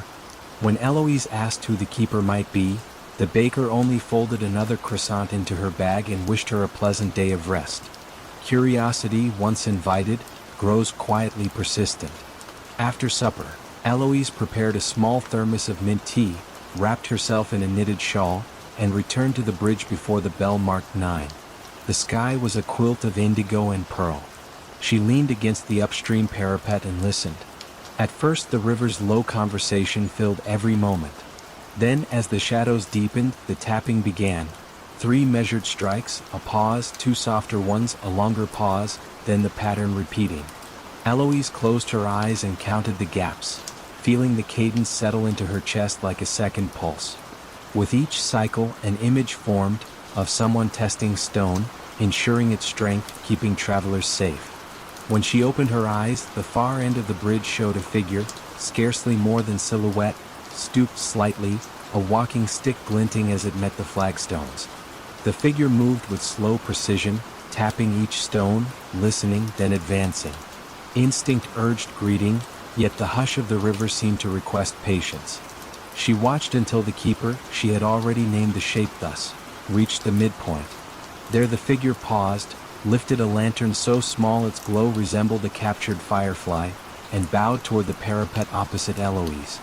Though the gesture faced away from her, she felt acknowledged, even welcomed. The lantern dimmed, the tapping resumed toward the far bank, and fog gathered behind like a curtain drawing closed. Next morning brought mist that lingered until noon, leaving droplets on every cobweb strung between garden posts. Eloise visited the village archivist, Monsieur Brier, a gentle man who catalogued memories more than documents. Over herbal tea he recounted the bridge's whispered lore, that a mason named Isarn, having built the span centuries ago, vowed to return nightly until the stones admitted no weakness. Some claimed they had seen him at dawn, laying a hand upon the keystone, counting heartbeats against the river's current. No story stays whole forever, Brier said, arranging fragile maps. But the tapping, you heard it, yes? Reminds us the promise remains. His eyes, bright with quiet certainty, met hers across motes of dust dancing in sunlit ribbons. That evening Eloise brought a notebook to the bridge. The sky had cleared, revealing a thin crescent moon pinned just above the hills. She recorded the tapping sequence, tracing each pause like notation for a lullaby. When the keeper appeared, she raised her hand in greeting. The figure halted. A pause, longer than the others, breathed between them. Then, with measured grace, the keeper lifted a second lantern from within his cloak and set it upon the parapet at arm's distance from Eloise. The glass sides glowed with a pearl-soft light, neither flame nor electric spark, but something steadier, as if distilled from moonrise itself. The tapping resumed and the figure receded into night. Eloise remained, the lantern casting quiet halos across the notebook pages. She sensed that removing it would be a breach of some gentle covenant, so she left it where it stood, the glow intact, and withdrew only when the church bell counted 10. Villagers noticed the lantern next day, its glow undiminished under sunlight yet somehow unobtrusive. Children traced their fingers over the warm glass. Adults crossed the bridge with respectful nods. No one moved it. By week's end, a second lantern appeared on the opposite parapet, twin in softness. Then a third at the southern arch. Each night, the keeper walked his vigil, ensuring every light was placed, every stone affirmed. Eloise's restlessness quieted. She found she could sleep with the window open, letting river hush and distant tapping guide her dreams. On her final night before returning to Paris, she visited the bridge one last time. The keeper waited at the midpoint, lantern raised. For the first time she saw his face, serene, weathered like lichen-brushed granite, eyes reflecting the Moron's steady current. He inclined his head, an unspoken farewell, then pressed a hand to the keystone. The stone answered with a faint harmonic hum, low and reassuring. When Eloise left at dawn, mist coiled through hedgerows, and the lantern still burned, gentling the path for early shepherds. The tapping followed her a short way up the lane, then faded, as if acknowledging that stones and stories alike were sound beneath her feet. And so the bridge kept its promise, watched over by a presence as old as patience, while the river, forever passing under its arches, carried the secret onward in quiet, unbroken flow. The letters arrived every Tuesday, addressed to a man who had been dead for 20 years. Margaret Henley noticed them first when she moved into the cottage on Beacon Point. The mail carrier, an elderly man named Thomas, would walk the winding coastal path each week. He would place a single envelope in the weathered mailbox. Then he would tip his cap to the empty lighthouse that stood sentinel on the rocky cliff. Margaret asked Thomas about the letters one morning in October. The sea mist clung to the shoreline like a gray shawl. Thomas paused in his routine, studying her with pale blue eyes that seemed to hold the memory of decades. "For Edmund Whitmore," he said simply. "Been delivering them since I started this route. Never missed a Tuesday." Margaret knew about Edmund Whitmore. The townspeople spoke of him in whispers at the general store. He had been the last lighthouse keeper before automation made his position obsolete. One winter morning in 2003, they found his cottage empty, his bed unslept in, his coffee still warm on the kitchen table. The lighthouse beam had continued its steady rotation through the night, as if nothing had changed. Edmund's body was discovered 3 days later on the rocks below the lighthouse. The coroner ruled it an accident. A man grown careless in his grief over losing his life's work. But the townspeople remembered Edmund as sure-footed as a mountain goat on those familiar cliffs. Now Margaret lived in his cottage. She had inherited it from a great-aunt she barely remembered. The cottage sat in the lighthouse's shadow, connected to the tower by a stone pathway that the ocean spray kept perpetually damp. She began collecting the letters. Each envelope bore the same return address, a post office box in Portland, Maine. The handwriting was careful and feminine. Old-fashioned loops and careful spacing that spoke of another era. Margaret held the letters up to the lamplight each Tuesday evening. The paper was thick and cream-colored. She could see the ghost of words through the envelope, but never enough to decipher their meaning. On a November evening when the wind howled around the lighthouse like a living thing, Margaret climbed the spiral stairs to the lamp room. The automated beacon still turned, still sent its warning across the dark water. From the circular windows she could see her cottage below, a warm yellow square of light in the vast darkness. That night she dreamed of Edmund Whitmore. He stood in the lamp room, polishing the great lens with infinite care. His movements were methodical, practiced, the work of a lifetime. When he turned toward her, His eyes held the same sadness she had seen in Thomas the mail carrier's face. "She doesn't know," Edmund said in the dream. His voice was soft, nearly lost in the sound of wind and waves. "She keeps writing. Keeps hoping I'll answer." Margaret woke with the dream still vivid in her mind. The next Tuesday she waited by the mailbox for Thomas. When he arrived, she was holding all the unopened letters she had collected. "Who sends them?" she asked. Thomas looked at the stack of envelopes in her hands. For a moment his composure faltered. "His sister Eleanor. Lives in Portland now. Moved there after Edmund." He trailed off, then gathered himself. "She always wrote to him. Every week for 40 years. Old habits, I suppose." Margaret studied the top envelope. The careful handwriting suddenly seemed fragile. Heartbreaking. She doesn't know he's gone? Oh, she knows. Thomas adjusted his mail bag, preparing to continue his route. But knowing and accepting are different things, aren't they? Some love runs too deep for death to stop. That evening, Margaret sat at Edmund's old desk in the cottage. She took out writing paper and a pen. The lighthouse beam swept across her window in its eternal rhythm as she began to write. "Dear Eleanor," she started, "thank you for your letters. It means more than you know to receive them each week." She wrote about the cottage and the sea, about the way the morning light struck the lighthouse glass, about the peace she found in this place that Edmund had loved. She signed the letter simply, "A friend." The next Tuesday, Margaret walked to town and mailed the letter to Portland. When Thomas arrived with Eleanor's weekly letter to Edmund, Margaret smiled and accepted it with quiet reverence. Some mysteries she had learned were not meant to be solved, only tended to like lighthouse lamps in an endless night. Snow drifted down in hushed, indecisive spirals, and the grand chalet of Sonnen seemed to breathe more slowly with every flake that touched its eaves. Perched above a narrow valley in the Bernese Alps, the chalet had once hosted winter artist retreats, its timber balconies alive with laughter and the scrape of easels. Now, in early January, only 2 lights showed against the rising dark. One in the concierge's nook near the entryway, and one in room 17, where Mathilde Kramer unpacked sketchbooks she had not opened since autumn. She had come for a month of rest, a gift from her editor after deadlines had turned her nights thin. The chalet promised quiet, just 9 guest rooms, a stone hearth kept on low flame, and snowbound silence stretching in all directions.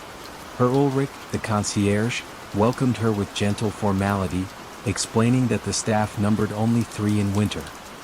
His voice carried the calm cadence of someone who had already made peace with long evenings. Mathilde's room overlooked the valley. Far below, the Sonnen River wound beneath ice, its course marked only by a seam of shadow. She poured tea and listened to the building settle, timbers sighing as though releasing stories they had rehearsed for years. Soon she noticed a pattern beneath the usual creaks. A faint, rhythmic tapping, 5 slow beats and then stillness, repeating at almost perfect intervals. She timed it against her pulse, steady, deliberate, never hurried. At breakfast she asked Herr Ulrich whether another wing might still be under renovation. He shook his head, smile polite but distant. "All work finished before the first snow," he assured her. Then after a pause he added, "Should you hear something unfamiliar, it may be the winter room. Best not to worry." He gave no further explanation, and Mathilde, warmed by coffee and a fire that crackled like distant applause, decided not to press. Days unfolded in gentle sameness. She walked the edge of the pine forest, sketched icicles that hung like glass harps, and returned to evenings of quiet soup and bread. Yet each night, somewhere between the first and second strike of the mantel clock at 9, the tapping began again. 5 measured notes, almost hollow as if knuckles met old oak, followed by silence just long enough to invite attention. On the 4th night curiosity outweighed hesitation. She wrapped herself in a wool coat, lifted a small lamp and stepped into the hall. Snowlight filtered through high windows, turning the corridor into a silver tunnel. Rooms 11 through 15 lay empty, doors locked. But beyond them, half hidden behind a carved screen, she noticed an unlabeled oak door. The tapping sounded once more from the other side. "Good evening," she called, voice pitched low out of instinctive courtesy. No reply came, yet the air felt thick with the sense of someone listening. She tried the handle. It turned, but the door would not move, as though sealed by something subtler than a bolt.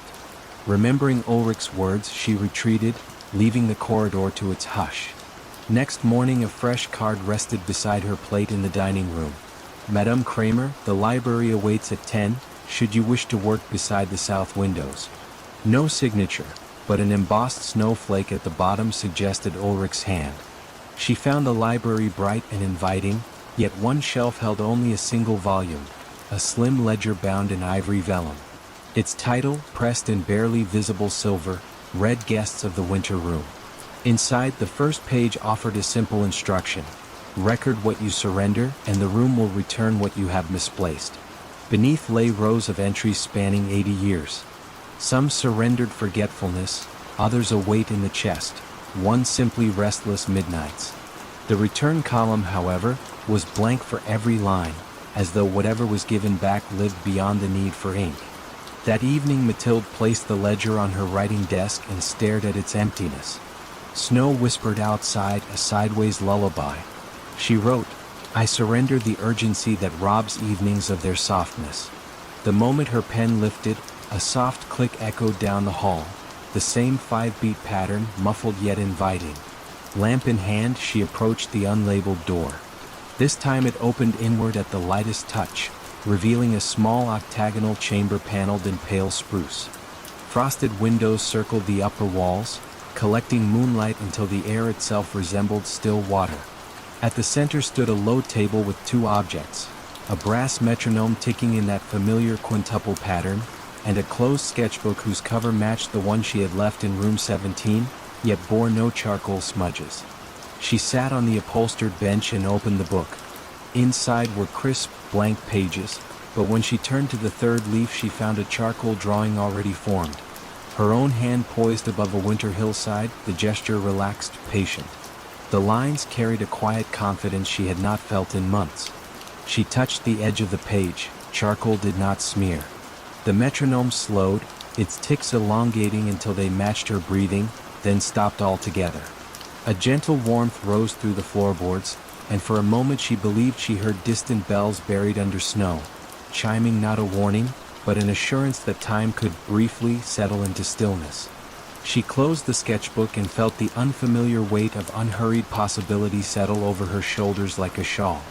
At breakfast she found no card, only her Ulrich's serene nod. She returned the ledger to its shelf, noticing her entry now carried a tiny silver check mark in the return column. Beneath it, in handwriting not her own, one word appeared: softness. She smiled, understanding that the room had accepted her offering and quietly restored what had been misplaced. During the following weeks, she visited the winter room each night. Sometimes the table held a phrase she had forgotten how to write, other times a memory of mountains from her childhood. Each gift arrived without flourish, as natural as breathing. She never stayed long. The chamber seemed to prefer brevity, as though it operated at the border of sleep. When February's first thaw streaked the windows and her departure day neared, she wrote a final line in the ledger: "I surrender nothing. I carry forward what was found." No checkmark followed, and she knew that was correct.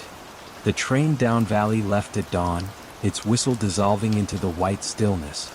From her compartment Mathilde glimpsed the chalet, small against the slope, a single window dimly aglow. She could not say whether it belonged to her former room or to the winter room itself, but the light felt steady, like a heartbeat maintained on behalf of travelers who might someday arrive carrying burdens they were ready finally to set down. Fog settled over the disused tracks like a memory refusing to fade. Long after passenger trains stopped visiting the Northumberland moorland, the red brick station at Brackenfell remained upright, its iron canopy sheltering silence instead of travelers. A single lane curved past heather slopes, ending at locked gates where an enamel sign, letters worn to pale ghosts, once promised departures every hour. Now only wind and curlews moved with purpose, tracing slow flights across the sky. Amelia Rook arrived one soft April afternoon, seeking a place to finish a book on forgotten railways. She rented the old station master's cottage, a 3-room dwelling stitched to the platform by a short covered walkway. The local letting agent spoke kindly yet cautiously. "Keep the main waiting room closed at night," he said. "The echoes there grow restless after dark." Amelia assumed he meant drafts, perhaps the rattle of loose panes, and thanked him without pressing. Her first days passed in gentle routine. Morning light pooled through sash windows, warming chipped tiles that once carried the scuff of eager boots. She brewed nettle tea, walked the platform, and noted how moss filled every groove of the signal lever. Certain evenings she heard distant whistles that could only have belonged to wind cutting through drains, yet they drifted with such measured pitch that she paused, half expecting a locomotive to crest the bend. Near twilight on the 7th day, she unlocked the waiting room.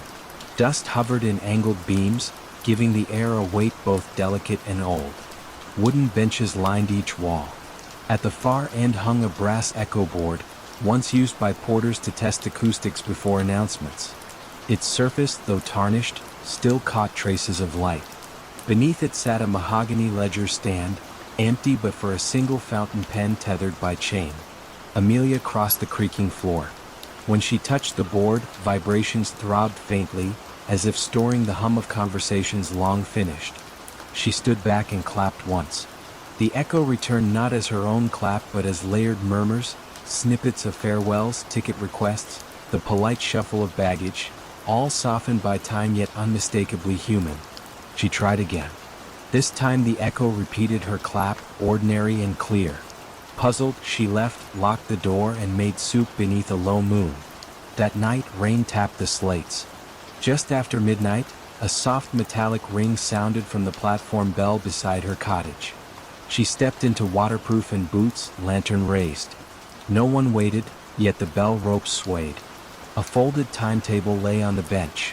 Its cover showed the station's crest and the date, April 14, 1902. Precisely 120 years passed to the day.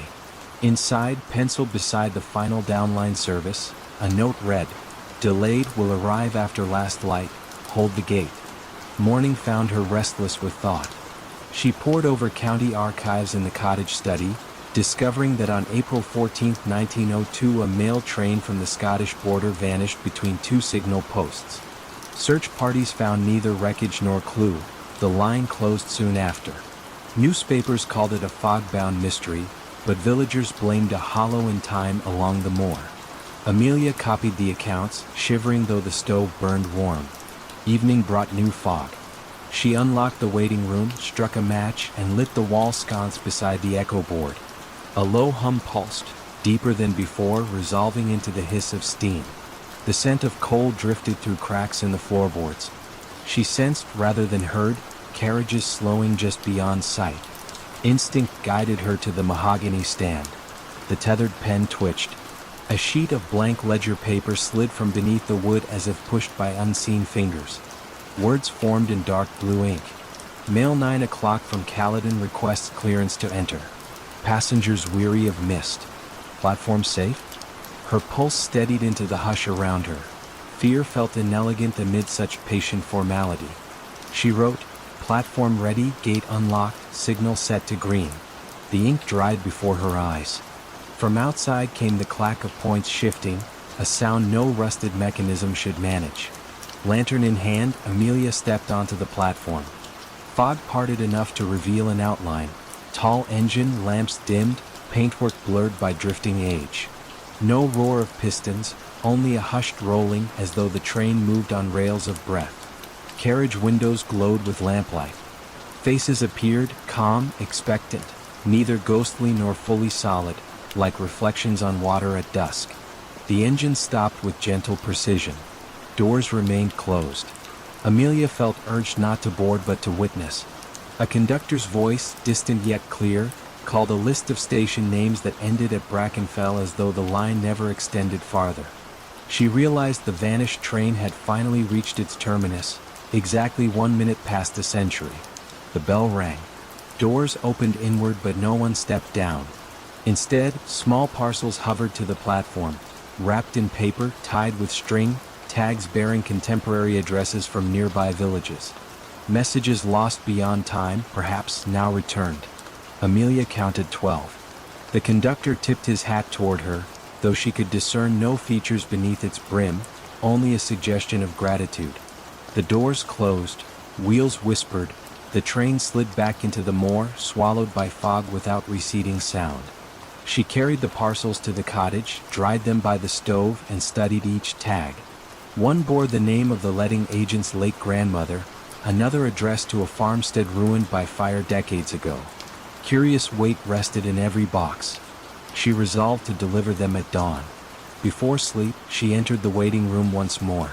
The ledger page now displayed a single line beneath her reply. Service concluded. Gate may rest. She added, parcels received. Platform honored your arrival. The echo board hummed softly, then stilled.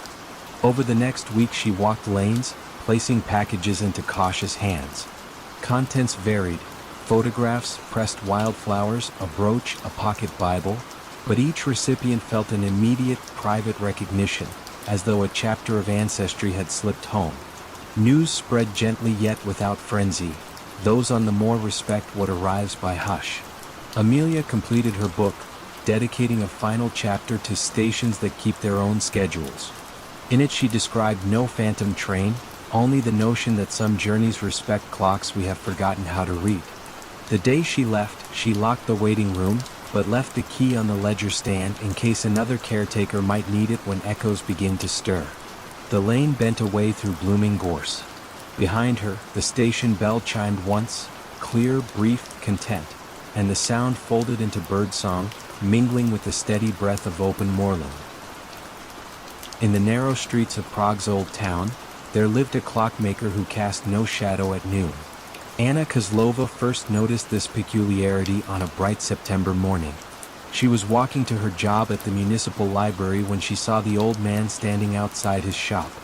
The cobblestones were dappled with shadows from the medieval buildings that leaned toward each other like old friends sharing secrets. But where the clockmaker stood, there was only empty sunlight. The shop itself was unremarkable. Tucked between a bakery and a bookbinder, its narrow window displayed pocket watches and mantel clocks that seemed frozen in different moments. Some showed morning hours, others evening. A few had stopped entirely, their hands resting at angles that suggested they had simply grown tired. Anna had lived in Prague all her life, but she had never noticed the clockmaker before. This seemed impossible. His shop sat on a street she walked every day. The sign above the door, painted in faded gold letters, read Hodiny Kesu, Clocks of Time. The lettering looked decades old. She began observing the clockmaker during her lunch breaks. His name, according to the brass nameplate beside his door, was František Novak. He appeared to be in his 70s, with silver hair combed neatly back and hands that moved with the precise delicacy of his trade. He wore the same gray wool vest every day and worked at a bench visible through the shop window. František's customers were few but regular. Anna recognized some of them: the widow from Wenceslas Square who brought him a carriage clock every month, the professor from Charles University who carried pocket watches in various states of repair. They would enter his shop and emerge exactly 1 hour later, regardless of how much work their timepieces required. The mystery of the missing shadow might have remained Anna's private curiosity, except for the morning she saw František's reflection in the bakery window. Or rather, she saw what should have been his reflection. The glass showed only the interior of his shop, as if he were made of air. That evening, Anna stayed late at the library. She researched František Novak in the city records. According to the documents, a clockmaker by that name had operated a shop at that address since 1892. The photograph in the oldest file showed a man who looked exactly like the František she saw every day. Not older, not younger, identical. The next morning, Anna gathered her courage and entered the clockmaker's shop. A small bell chimed as she pushed open the door, and she found herself surrounded by the gentle ticking of dozens of timepieces. The sound was oddly comforting, like a mechanical lullaby. František looked up from his workbench. His eyes were the pale blue of winter sky, and when he smiled, his face creased in patterns that spoke of countless years of concentration. "How may I help you, miss?" His voice carried a slight accent that Anna couldn't place. Check, but from another era. Anna had prepared several excuses for her visit, but standing in the warm light of his shop, She found herself speaking honestly. "I've been watching you work," she said. "You're very skilled." František nodded, returning his attention to the pocket watch in his hands. Its internal mechanisms gleamed like tiny golden flowers. "Time is a delicate thing," he said. "It requires careful tending." Anna wandered the shop, examining the clocks on every surface. Some were clearly antiques, others appeared newly made but in vintage styles. All of them kept different time. "Don't you find it confusing?" she asked. "All these different hours?" František set down his tools and looked at her with those pale eyes. "Time isn't singular, miss. It flows like water, pooling in different places. Some moments last forever. Others pass before we notice them." He stood and moved to a grandfather clock that stood in the corner. Its pendulum swung in a rhythm that seemed to match Anna's heartbeat. "This one," he said, touching the clock's wooden case with reverence, "keeps the time of a woman's first love. Every second stretches like honey." He moved to another clock, this one small and delicate on a shelf. "This counts the minutes of a child's last day with her grandmother. Each tick is precious beyond measure." Anna felt something shift in the shop around them. The ticking seemed to grow more complex, layered, like dozens of hearts beating at once. "And what time do you keep, Mr. Novak?" František returned to his workbench. In the afternoon light streaming through the window, Anna could see through him just slightly, like looking through morning mist. "I keep the time between moments," he said. "The pause between one second and the next. It's a very specific time, very necessary, and very lonely." Anna left the shop with more questions than answers, but she returned the next day and the day after. František never seemed surprised to see her. He would smile his gentle smile and continue his work while she browsed among the clocks. Over the weeks, Anna began to understand that František existed in the spaces between things, between shadow and light, between past and present, between the tick and the tock of every clock that measured mortal time.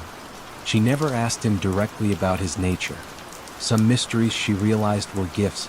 They were meant to be experienced rather than explained. Instead, she brought him tea in the afternoons. She listened to his stories about the clocks he tended. And sometimes, when the light was just right and the city was quiet, she thought she could see her own shadow stretched toward him across the shop floor, offering the comfort of ordinary time to someone who existed in the eternal pause between moments. Evening air lay cool across the green, touching maple leaves with silver. The town's wooden storefronts, painted in subdued pastels, leaned quietly together, and the ivy-clad steeple of St. Anselm's Church lifted into a sky sprinkled with early autumn stars. Against that hush, the tick from the square's cast-iron clock sounded unhurried, as though each second paused to breathe before moving on. Marjorie Hale arrived by bus just as dusk settled. She stepped down with one suitcase, pausing to absorb the stillness she remembered from childhood holidays. Bellevue, she sensed, had grown even gentler in her years away. She had come now, at the Historical Society's request, to catalog the workshop of the late clockmaker Silas Brandt, whose little shop overlooked the river and the covered bridge. Rumor held that Brandt's final projects remained intact, though no one had entered since the funeral 2 winters past. Marjorie crossed the green, her shoes brushing early fallen leaves that crackled only faintly. Lanterns and wrought iron holders cast soft pools of light. The river, unseen beyond the birches, murmured a steady bedtime note. Passing the square clock, she noticed the minute hand resting between markings, neither on nor between any precise number. The tick followed a beat later, patient, composed. Brandt's shop stood at the river's edge, a 2-story clapboard building with wide, bright windows now dim. A brass plaque beside the door read simply "Timepieces." No lock barred her entrance. The key had been left under the mat, exactly where the Society's letter said it would be. She turned it in the old latch. The door opened on a breath of cedar shavings and faint machine oil, an aroma she found comforting rather than sharp. Inside, shelves climbed to the tin ceiling, holding clocks of every era. Walnut regulators, delicate French carriage pieces, schoolhouse octagons, and tiny porcelain mantel designs painted with pastoral scenes. Most waited silent, pendulums tied off for rest. Yet a few soft ticks mingled, never in unison, each following a personal rhythm. Against that background a larger sound drifted, low like the settling of wooden beams, coming from the workroom at the rear. Marjorie set down her suitcase, lit the single oil lamp left on the counter and followed the sound. The hallway felt like an extended exhale, narrow and polished with decades of footsteps. She pushed open the workroom door. The space revealed a long bench crowded by lathes, glass domes, brass gears organized in felt-lined drawers. On the far wall hung a regulator clock unlike any she'd seen. Its dial lacked numbers, showing instead 12 slender hour markers of pale wood, each grain swirling gently in the lamplight. The pendulum, a disc of frosted glass, moved with measured grace. As she watched, the disc paused mid-swing, hovered a heartbeat, then completed the arc. A deliberate linger, not a flaw. Pinned above the bench lay pages of Brandt's precise handwriting. Diagrams of wheels whose teeth varied subtly in length. Tables noting moonrise, river height, and barometric pressure. One notation recurred, "Allow the rest." She traced the phrase, curious. On the bench itself rested a small pocket watch encased in clear quartz rather than metal. Its hands, too, paused between seconds as though reluctant to intrude upon silence. She opened her ledger and began recording. Dimensions, materials, condition. The ticking around her felt almost conversational, taking turns, never competing. When she paused to sip water, she noticed the room's ambient hush had deepened. The regulator's glass pendulum now stood still at center. She held her breath. The next swing resumed only once she exhaled. A coincidence, perhaps, but she tried again. Breath held, pendulum stopped. Breath released, motion returned, slow, elegant, accepting. An old memory stirred. Childhood visits to Brandt's shop, the clockmaker kneeling to her eye level, showing her how to anchor a tiny mainspring. He'd spoken of time as kindly if listened to. She felt now that kindness settling like a shawl across her shoulders. At the back of the workroom a narrower door stood slightly ajar. Beyond it, stairs descended toward the river, Brandt's finishing loft, she recalled. Lamp in hand she eased down. The river's hush grew clearer, the boards beneath her feet cool with evening damp. The loft opened into a half-moon balcony enclosed by windows. In the center stood a single tall clock, unfinished, its case of pale ash gleaming softly. The dial showed no hands at all, only a circular aperture revealing quiet darkness within. A slender envelope leaned against its base, addressed in Brandt's elegant script. For the listener. Marjorie broke the seal. Inside lay one sentence, "Set no hands, the river will mark." Beneath the words, a pencil sketch depicted a line of water flowing through an open circle, ripples aligning with unseen hours. As she lowered the letter, the river outside sent a faint rush, followed by the delicate creak of the balcony's frame. The clock's aperture brightened slightly as though water light reflected through glass. She stepped closer but did not touch. Instead, she listened, past ticking, past wood settling, past her own pulse, until she caught a rhythmic drip, drip, drip. The sound matched no leak. It echoed the regulator's earlier tempo, yet gentler, dissolving between notes. She understood then that the unfinished clock measured passage not by gears, but by the hush between river breaths. It required no winding, only presence. The realization soothed more than it surprised her. Brandt had always pursued such quiet fidelities. Marjorie returned upstairs and closed her ledger. Rather than detail every mechanism, she wrote a single observation. The clocks here wait with patience. They keep time for those who listen to pauses. She left the regulator undisturbed, pendulum drifting as if rocked by her departing footsteps. Locking the shop, she paused on the porch. Across the water, the covered bridge glimmered faintly. The square clock's chime sounded, one soft tone, though midnight was minutes away. The note lingered longer than any bell's metal could sustain, then faded into the river's whisper. She walked toward the inn, suitcase gently bumping her knee, mind unburdened by urgency. Behind her, the shop's windows glowed for a fleeting instant, catching lamplight from within. Then darkness folded back over wood and glass. Bellevue streets remained empty. Leaves rustled overhead like mild applause. Marjorie felt that somewhere in the crisp air, Seconds chose when to reveal themselves, and she was content to follow their lead. Tonight, and perhaps every night thereafter, the clocks would keep their gentle counsel, and the river would mark the hours in its own uncounted way, guiding the town, and anyone willing to pause, toward a sleep untroubled by exactness.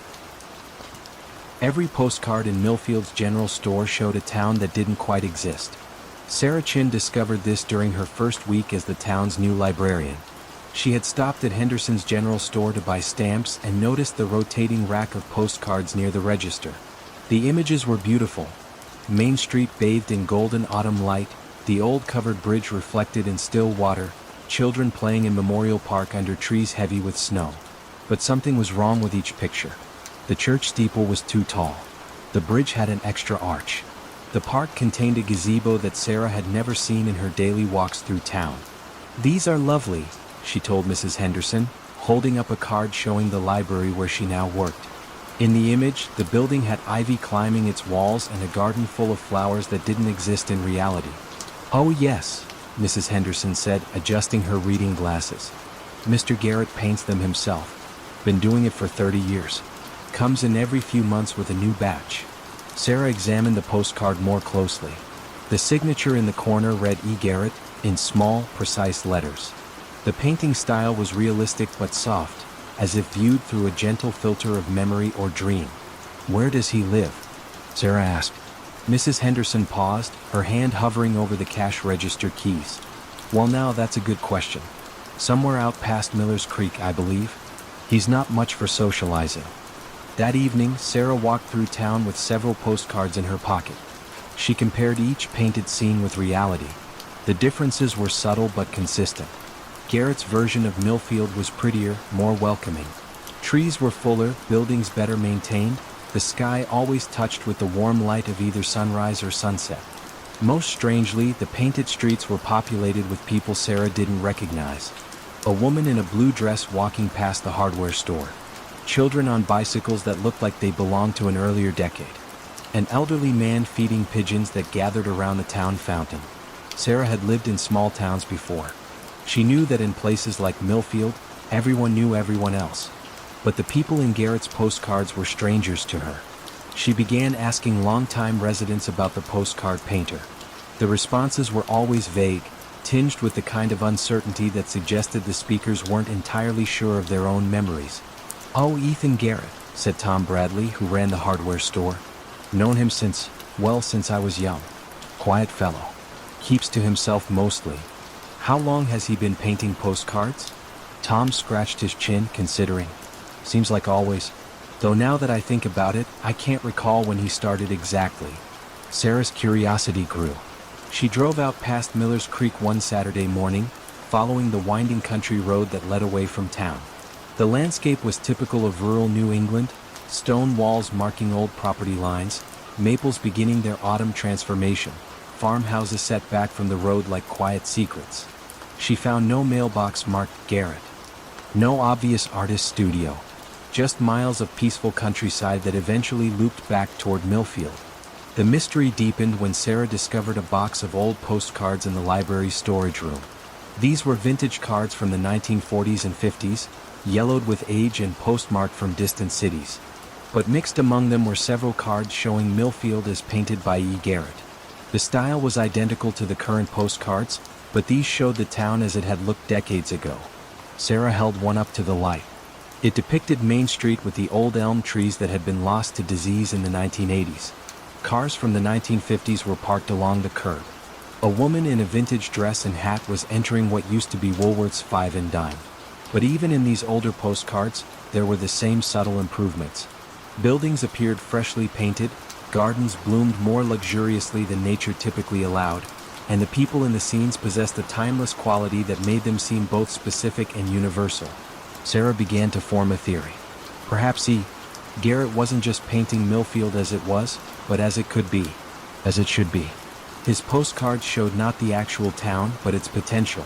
The ideal version that existed somewhere between memory and hope. She started visiting the general store regularly, hoping to encounter the mysterious painter. Mrs. Henderson mentioned that he usually came in on Tuesday afternoons, but Sarah's Tuesday visits never coincided with his appearances. One October evening, as Sarah was closing the library, she noticed a figure standing across the street. An elderly man with gray hair and a worn canvas jacket was studying the building intently. In his hand, he held what appeared to be a sketchbook. Sarah stepped outside, but when she looked again, the man was gone.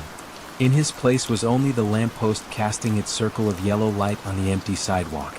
The next week, a new batch of postcards appeared at Henderson's store.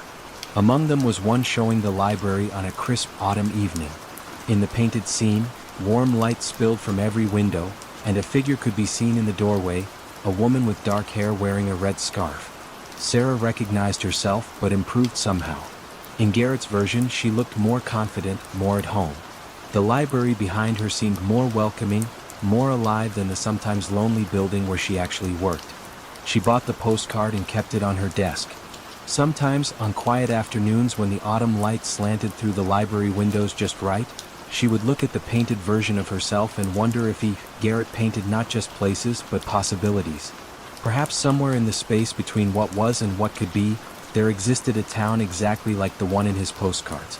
A place where every day held the gentle promise of a perfect afternoon, and every person was the best version of themselves they could imagine being. Water still clung to stones in small, deliberate beads, but the clouds had emptied themselves, leaving the night clear enough for the moon to slip between fractured ribs of sky. On a low rise above the Atlantic inlet, the former Abbey of Kilfoyle stood in half-shadow, its slate roofs long collapsed, its nave open to weather and wandering cows. Yet one building remained intact. The scriptorium, sealed decades ago when the last monk departed, its oak door barred against storms and curiosity alike. Eamon Daly, temporary archivist for the County Heritage Office, arrived alone at that quiet threshold. The key, posted to him with no covering letter, turned soundlessly as if the lock pivoted on memory rather than metal. He stepped inside, lantern held low. The room breathed a mild, papery scent, vellum, linseed oil, a faint drift of lavender left to discourage bookworms. Shelves lined the walls from flagstones to rafters, laden with volumes whose spines carried neither titles nor dates, only small carved motifs of reeds and spirals. Outside, the tide murmured against the inlet wall, each wave coasting inland, sighing, retreating. Within, a hush took firmer root. Dust motes hung in the lantern's beam, drifting with such slow grace they seemed fixed, tiny constellations stranded between seconds. Eamon paused, coat still damp at the shoulders, and listened for any structural groan, any night creature. Nothing moved but the lantern flame, gently rocking to its own rhythmic breath. His task was simple: create a preliminary inventory, note what might warrant conservation.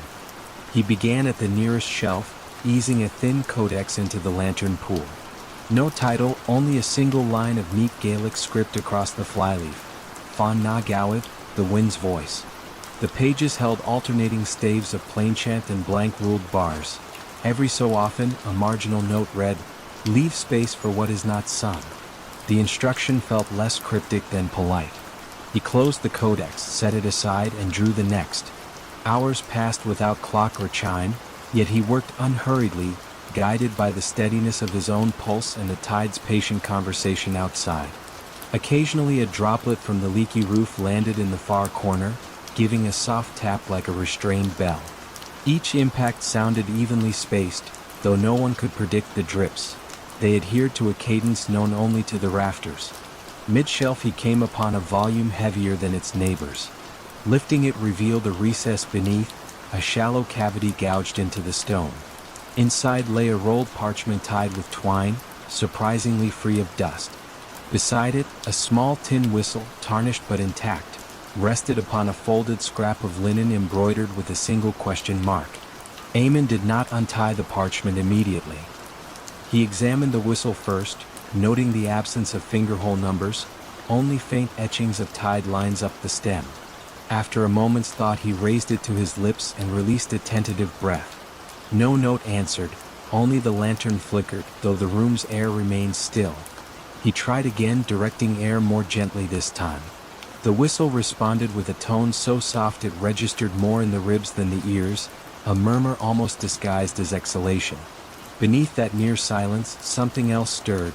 Shelves whispered, a page lifted itself, and the drip in the far corner paused as if recalibrating.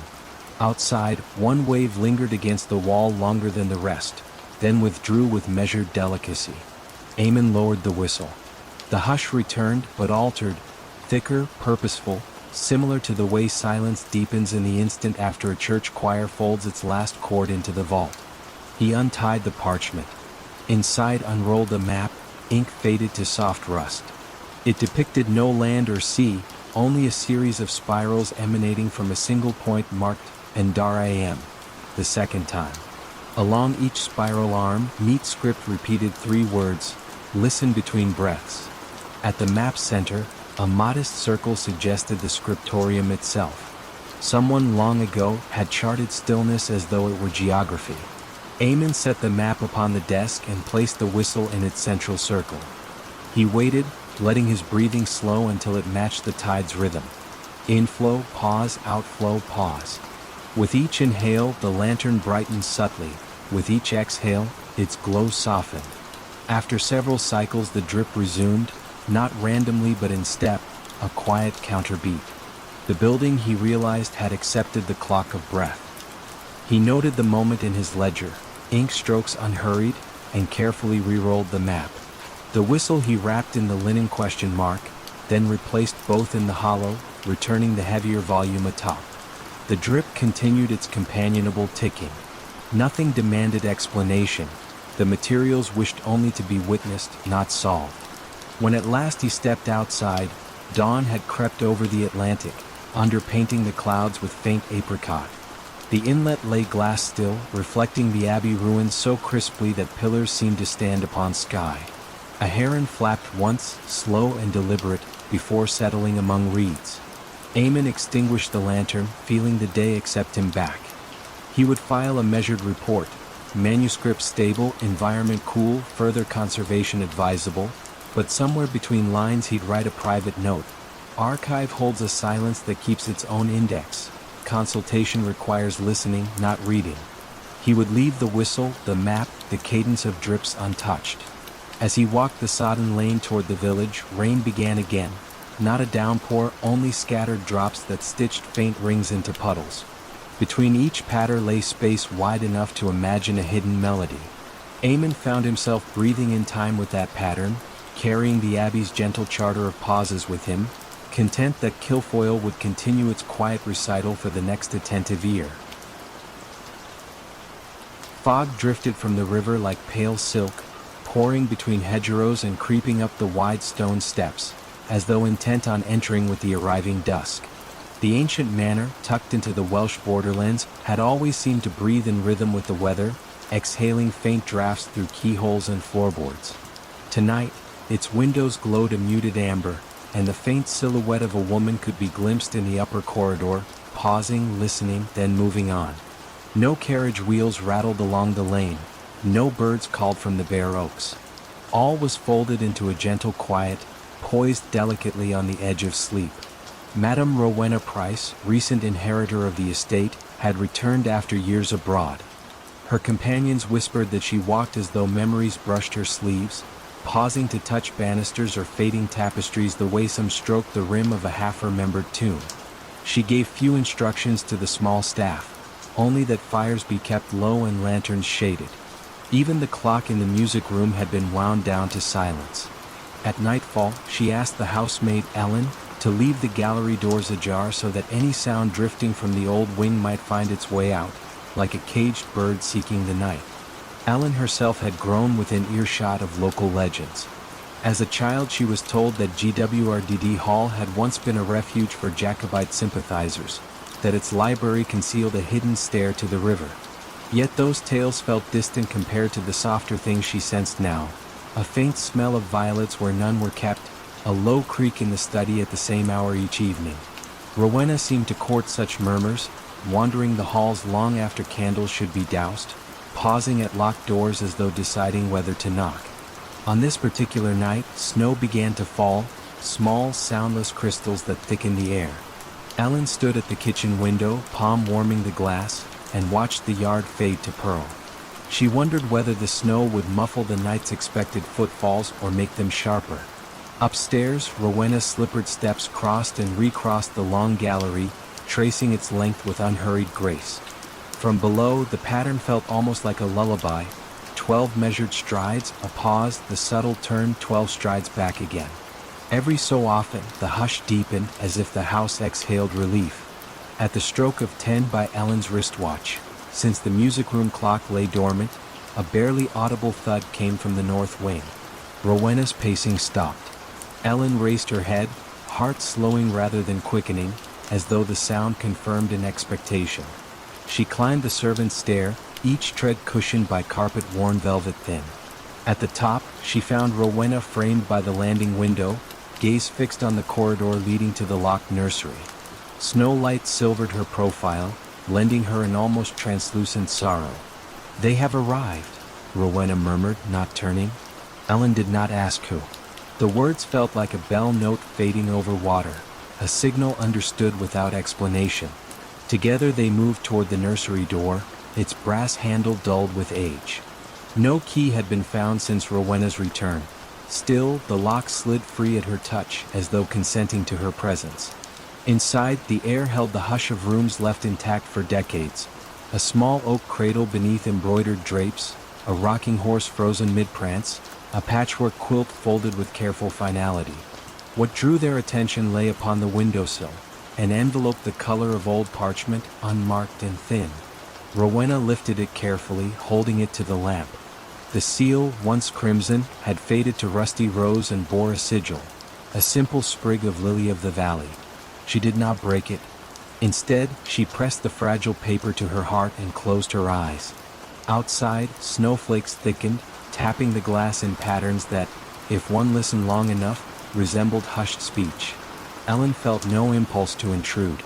She studied instead the faint impression of footsteps in the room's thin dust, leading from window to cradle, cradle to doorway. They were not hers nor Rowena's, and their light scuffs suggested slippers rather than boots.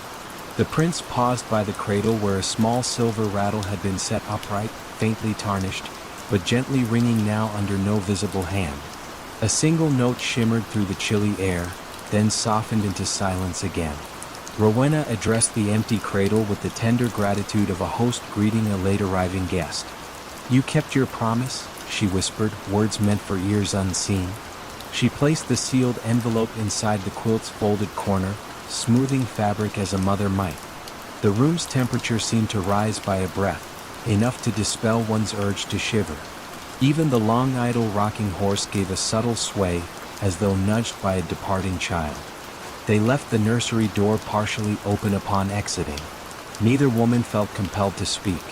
Down the corridor, the grandfather clock resumed ticking though no hand had wound it, the pendulum swinging with a calm, measured grace.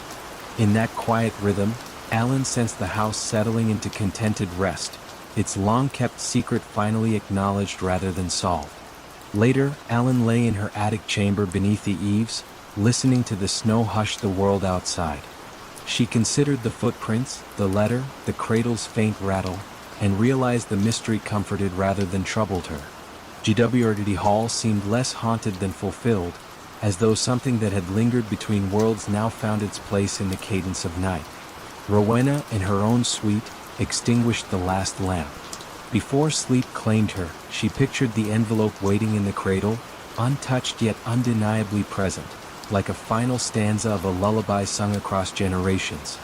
Downstairs, the fire sank to embers, sending a single curl of smoke toward the dark beams overhead. And the valley, wrapped in falling snow, held the manor in its silent embrace, content with secrets that whispered only softly, so softly, in the gentle company of dreams. The museum's night watchman had been making his rounds for 30 years, though he had been dead for 15 of them. Detective Lisa Morgan discovered this impossibility while investigating a series of minor thefts at the Riverside Museum of Natural History. The stolen items were curious in their insignificance: a Victorian microscope missing a lens, a collection of pressed flowers with half the specimens removed, fragments of pottery from an otherwise intact display. The thefts occurred despite the museum's sophisticated security system and the presence of Walter Kowalski, the night watchman who had guarded the building since 1978. Walter was a fixture at the museum, a quiet man in his 70s who took pride in knowing every exhibit, every artifact, every shadow cast by the building's skylights on moonlit nights. Lisa first met Walter during her initial visit to the museum. She found him in the paleontology wing at 3 in the morning, making his methodical rounds with a small flashlight and a clipboard where he noted the time and location of each security check. "Terrible business, these thefts," Walter said, his voice carrying the slight accent of someone who had emigrated from Eastern Europe decades earlier. "In all my years here, we've never had troubles like this." Walter appeared to be exactly what the museum director had described, a dedicated employee who treated the building and its contents as if they were his own family heirlooms. He moved through the galleries with the careful familiarity of long practice, checking locks, adjusting thermostats, ensuring that the precious collections remained safe through the vulnerable hours of darkness. "How long have you been working here, Walter?" Lisa asked as they walked through the mineral exhibition. 31 years come December," he replied, pausing to straighten the information placard that had been knocked slightly askew. "Started just before Christmas 1978. Mr. Patterson hired me himself, God rest his soul." Lisa made a note to verify Walter's employment records, though she had no particular reason to doubt his story. He seemed like exactly the sort of employee museums treasured, reliable, knowledgeable, and possessed of the kind of protective instinct that treated every artifact as irreplaceable. The thefts continued despite increased patrols and additional security cameras. What puzzled Lisa most was the complete absence of the thieves on any surveillance footage. The cameras showed Walter making his regular rounds, but never captured any unauthorized presence in the building. More strangely, Walter himself never appeared on the newer digital security cameras, though he was clearly visible to Lisa and other museum staff members. The older analog system recorded him without problem, but any camera installed after 2008 showed only empty corridors during the hours when Walter claimed to be patrolling. Lisa began to investigate Walter's background more thoroughly. The employment records at the museum confirmed his hire date and showed consistent performance reviews over 3 decades. But when she contacted the Social Security Administration, she discovered that Walter Kowalski had died in 2008, the same year the museum had upgraded its security system. According to the death certificate, Walter had suffered a heart attack while on duty, found the next morning in the museum's Egyptian collection where he had collapsed during his final rounds. When Lisa returned to the museum that night, she found Walter in his usual place, beginning his methodical patrol of the galleries. He greeted her with the same courteous professionalism he had shown during their previous encounters. "Walter," she said carefully, "I need to ask you about your employment status here." He paused in his examination of a display case lock, looking at her with mild curiosity. "My employment status? I'm not sure what you mean, detective.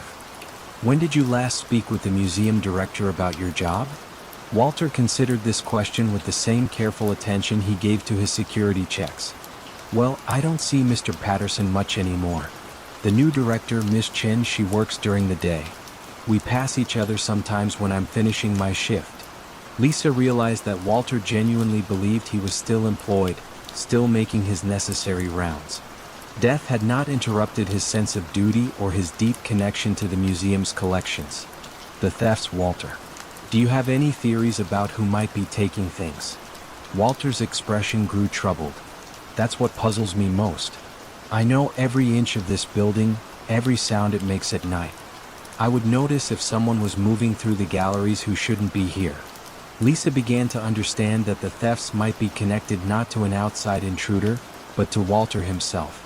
Perhaps his protective instincts had evolved into something more complex, driving him to relocate items he felt were particularly vulnerable or precious.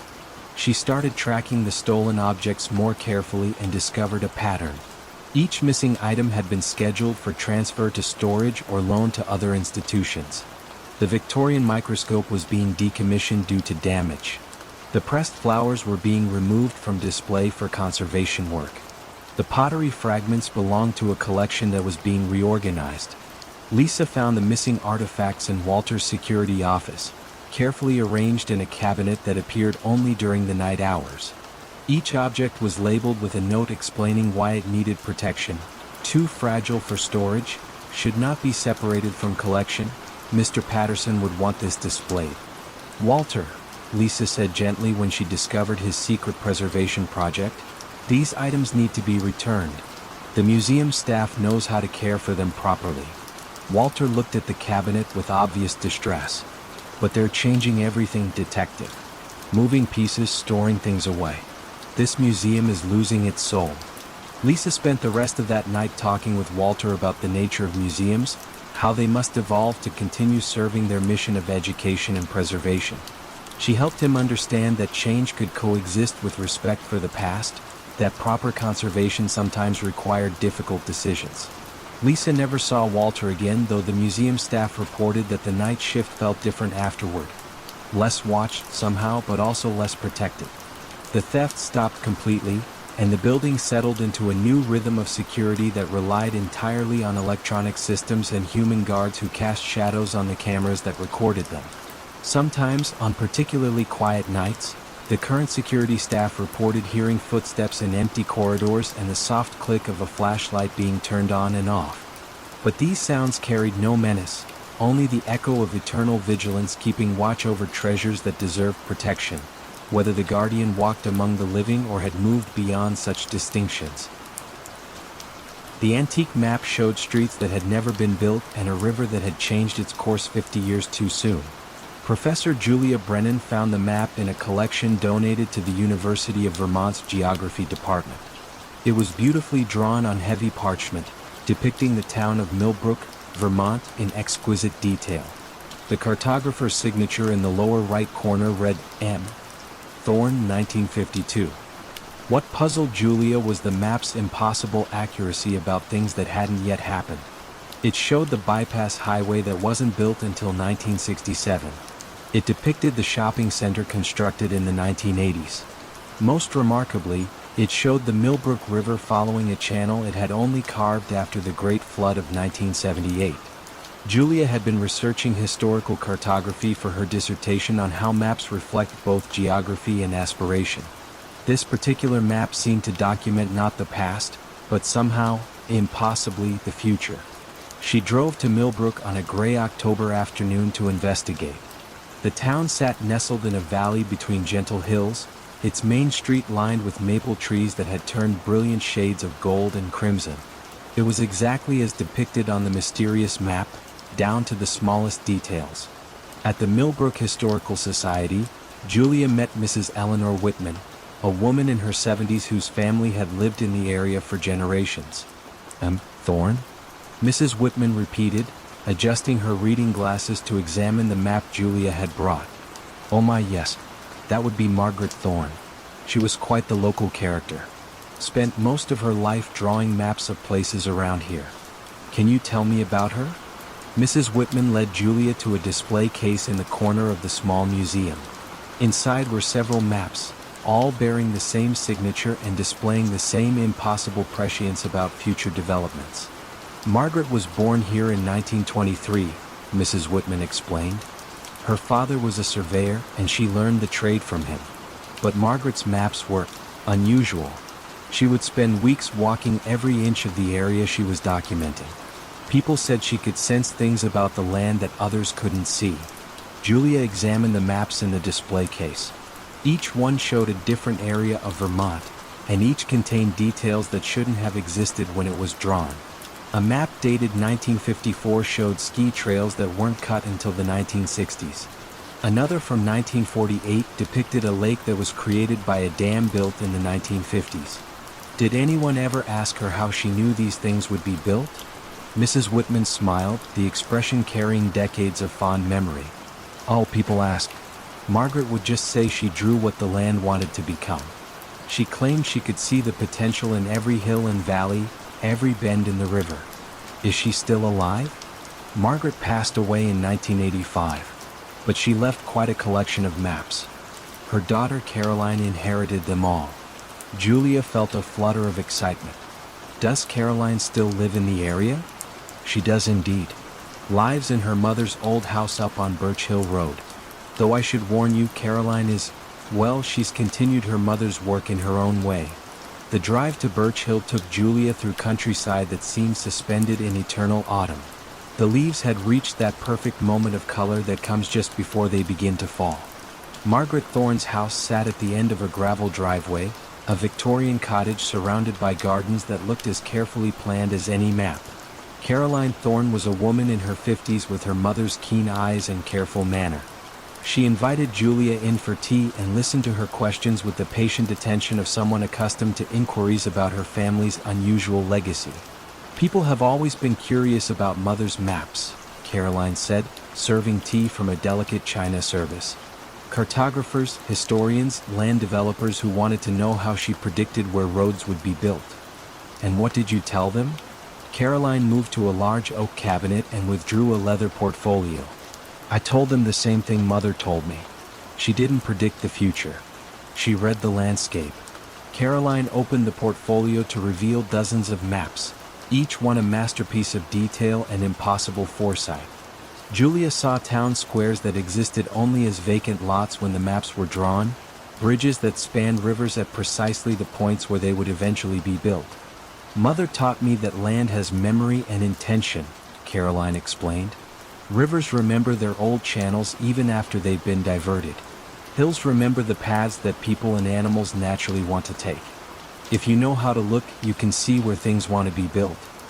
Caroline pulled out a map that was clearly recent, drawn in the same careful style as her mother's work but showing contemporary Millbrook with additions that didn't yet exist. I've continued the tradition, she said simply. This map shows Millbrook as it will be in 10 years. The town council doesn't know it yet, but they'll want to build a new library right here. She pointed to a carefully drawn building on a lot that currently stood empty. Julia studied the map with fascination and growing unease. How can you know that? The same way Mother knew. I walk the land. I listen to what it tells me. Every place has a destiny, Professor Brennan. Some people build against that destiny and struggle. Others learn to work with it and find that their projects succeed beyond their wildest hopes. Caroline returned the maps to their portfolio with careful reverence. Mother always said that the best maps don't just show where things are. They show where things belong. As Julia drove back to Burlington that evening, she found herself looking at the landscape with new eyes. She noticed the way valleys seemed to channel traffic toward natural crossing points. She observed how hilltops invited the placement of houses and how rivers carved paths that seemed to anticipate the bridges that would eventually span them. When she returned to her research, Julia approached her dissertation with a different perspective.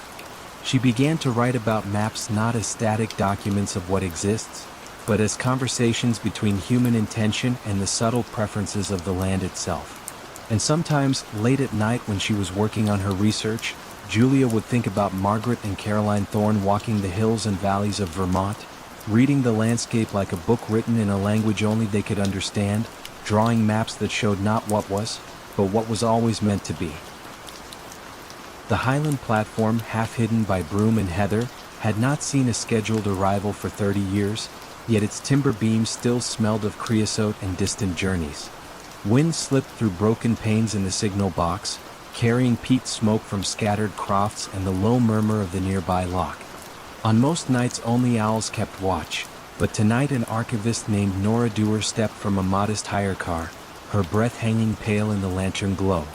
She had driven north at the request of the Rail Heritage Trust, tasked with surveying line records rumored to remain in the old parcel office. The work sounded straightforward, yet the letter hinted at something quieter. Unsent dispatches, perhaps, or manifests written in a hand no one could place. Nora enjoyed such gentle puzzles. She fetched her satchel, locked the car, and followed a gravel path softened by moss toward the waiting room door.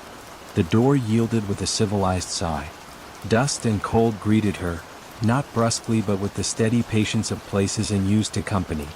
She set her lantern on the ticket ledge, its mellow light revealing benches scarred by initials, a schedule board frozen on 1947 Inverness, and a brass bell labeled Ring for Porter that retained a faint, expectant shine. Beyond an archway the parcel office waited, shut by a sliding hatch. Nora stepped through. The wooden floor flexed once, then settled. She slid the hatch upward. Stale air drifted out, tinged with cedar and faint engine oil. Stacked crates lined the walls, each stenciled with dates ending in 1953, yet the ledger on the counter bore entries well into the 1970s. She ran a finger along the columns. Names of villages long since unserved appeared beside precise weights and times of dispatch. Each entry ended with a small circle drawn in red ink, delicate, almost ornamental. A soft vibration caught her attention, barely more than a rumor of sound, from beyond a narrow corridor at the back. She listened, but nothing followed, only the wind tracing eaves. She jotted a note, then opened the nearest crate. Inside lay parcels wrapped in brown paper, tied with cotton twine, addresses lettered in a graceful, looping style. The string had not frayed, the paper not yellowed, as though packed that very morning. She lifted one addressed simply to Mrs. I. McLeod, Platform Cottage, though no cottage stood within miles. She set the parcel back, respectful, and moved toward the corridor. It led to a short flight of steps descending beneath the station, likely to the ammunition store repurposed during the war. The air grew cooler, more mineral with each tread. Her lantern painted gentle crescents along curved walls until she reached a chamber about the size of a garden shed. Shelves lined three sides, yet only one item rested there. A brass pocket watch, lid open, hands halted at 2:14. Beneath it lay a folded timetable printed on silk, the fabric so thin the lantern light passed through, illuminating ghostly lines of type. She read the header aloud, Night Freight 414, effective only under new moon. The sheet listed 3 stops, Glenraig, Kelda Ferry, and a final destination simply noted as return. No dates, no years. She refolded the timetable with care, slipped it into her satchel, and examined the watch again. The second hand, though motionless, looked poised to start at any moment, like a held breath. From above came the faintest tremor, a muted rustle of gravel as though boots crossed the platform. Nora extinguished her lantern on instinct, letting darkness settle. In that hush, a distant whistle floated through the stone like a memory recalled, thin and perfectly pitched. It did not startle her. Instead, it felt curiously reassuring, the way a lullaby might pass through a door half closed. She waited, counting heartbeats until the sound ebbed, then lit the lantern once more. Returning upstairs, she found the parcel office unchanged. Yet the ledger now lay open to a fresh page. Ink, still glistening, spelled her own name beside the red circle, N. Dewar, 214. The pen rested exactly where the signature ended. She felt no alarm, only a settling certainty that someone, or something, kept precise accounts here, indifferent to ordinary calendars. She closed the ledger gently, traced the circle with a fingertip, and looked toward the platform. Moonlight revealed rails rusted but intact, stretching north into a shadowed cutting. Beyond, the lock's surface shone pewter, unruffled. She stepped outside, letting the door fall silent behind her, and walked the length of the platform, lantern low. A faint smell of steam drifted on the air, though the night remained cool and engines silent. Near the signal box, a telegraph key, long frozen, caught the lantern light. She touched it. The lever moved with surprising ease, clicking once, then settling. At that instant the rails vibrated, subtle, like catgut under a bough. Nora stood still, balanced between questions and calm. The vibration grew neither louder nor fainter, simply present, steady. She understood then that the station's task had never ceased. It had merely slowed its breathing, waiting for someone willing to listen. She returned to the waiting room, closed the parcel office hatch, and wrote a brief note for the trust. Records intact, parcels undisturbed, operations ongoing. She hesitated over the last word, then left it. On the ticket ledge she placed the pocket watch, lid open, so that any who entered might notice the hands resting at 2:14. The lantern she extinguished, allowing starlight to drape the benches in soft silver. Outside, her car waited, engine still warm from the drive. She did not turn the key immediately. Instead, she sat with windows down, hearing wind, water, and, only once, the faint chords of a diesel horn carried from somewhere beyond the ridge. It lingered, then faded like a story told just past waking. She smiled, started the engine, and eased the car back onto the single-track road, leaving Glenraig to its measured night. Behind her, the station lights, never wired to electricity, glimmered for a brief moment, as though a train had indeed pulled in and opened its doors.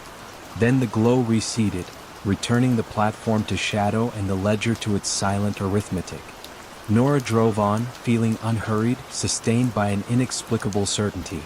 Some journeys run best when timetables drift, and some packages arrive precisely when the world is most ready to receive them. Savannah summer night breathed gently, perfumed by gardenias and damp brick. Gas lamps flared in measured halos along the quiet paths, lending each cobblestone the hush of a long-kept secret. Across the square rose Whitfield House, an early federal mansion of worn red stucco and green shutters that seldom opened. Its balconies sagged beneath ivy, and its rooms, according to polite rumor, held more echoes than furniture. Nora Whitfield, last of the line, had returned after decades spent cataloging archives for northern universities. The Historical Society now asked her to prepare the family papers for donation. She accepted, half out of duty, half from a mild longing to understand why her grandparents had closed the house so abruptly one humid August and never spoken of it again. The iron gate yielded with a sigh.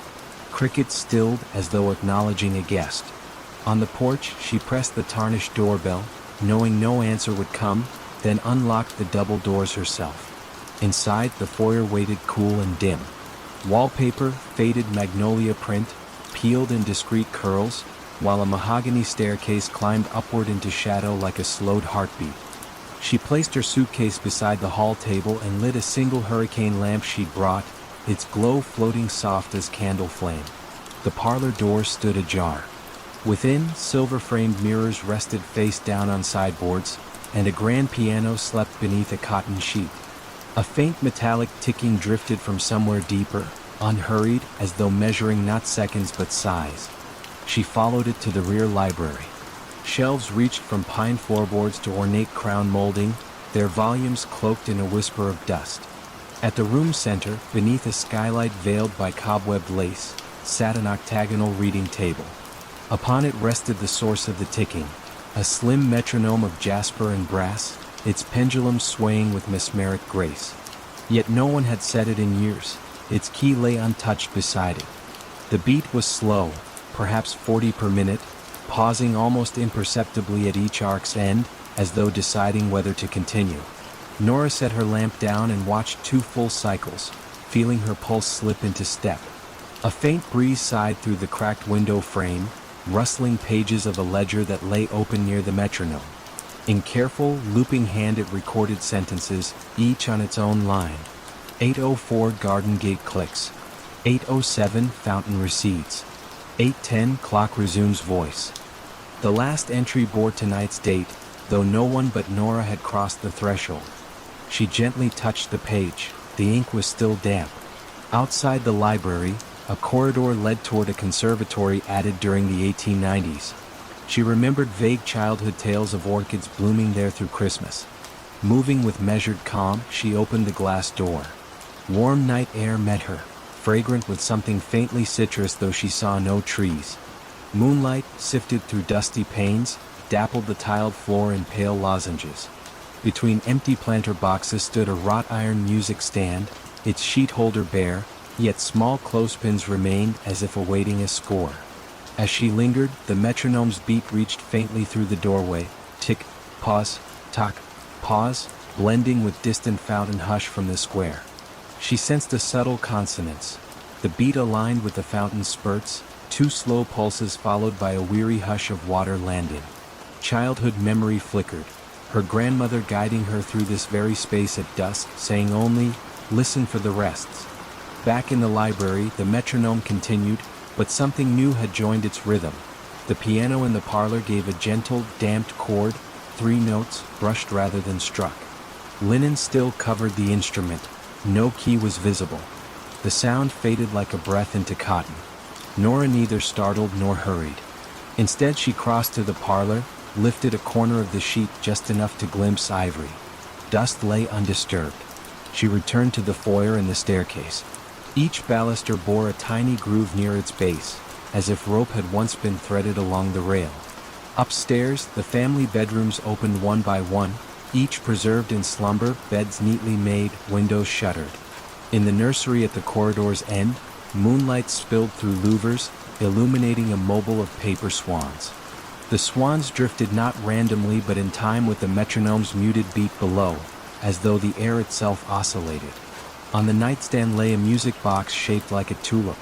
Its winder protruded expectantly. Nora turned it half a rotation. Instead of a song, the box produced a measured silence, an almost palpable pause, then a single chime no larger than a raindrop hitting tin. Another pause followed, then a second chime. The sequence mirrored the library's ticking, slow and deliberate. She stopped the winder. The mobile stilled, the unseen piano fell silent. Only the metronome remained steady. A thought arrived quietly. The house was practicing, like an ensemble warming to a composition written entirely in rests and faint entrances. Perhaps her grandparents had not abandoned it but simply stepped back to let the piece play itself to conclusion. Back downstairs she closed the ledger, added one new line in pencil. 8:40, listener entered, movement continues. She did not touch the metronome. She left mirrors face down, respecting their chosen hour, and locked the front doors behind her. Crossing the square, she paused by the fountain. Its cascade now seemed closer, no longer distant, and its rhythm aligned exactly with the pulse still audible in her thoughts. Gas lamps hummed. Spanish moss swayed like satin ribbons marking time. Whitfield House rested in shadow, content, it seemed, to continue its nocturne until the right cadence found release. Nora walked on toward the guest house where she would sleep, feeling her own footsteps merge with the slow counting all around. The night, the gardenias, the moss-laden oaks, everything measured breaths between gentle notes. Tomorrow she would begin boxing letters and journals, but tonight she suspected the house required only company, not classification. Behind her, a final chord, soft, gracious, floated from the shuttered mansion, then resolved into quiet. The fountain answered with one heavier splash. Both sounds ebbed, leaving Forsyth Square wrapped in a stillness so complete it felt almost warm, a hush shaped precisely to cradle sleep. Mist drifted through the firs in languid skeins, softening every branch and hush-worn path that wound toward the old courthouse on the ridge. Once a fashionable spa, the stone villa now stood empty, shutters drawn like sleeping eyelids, its mineral springs long cool.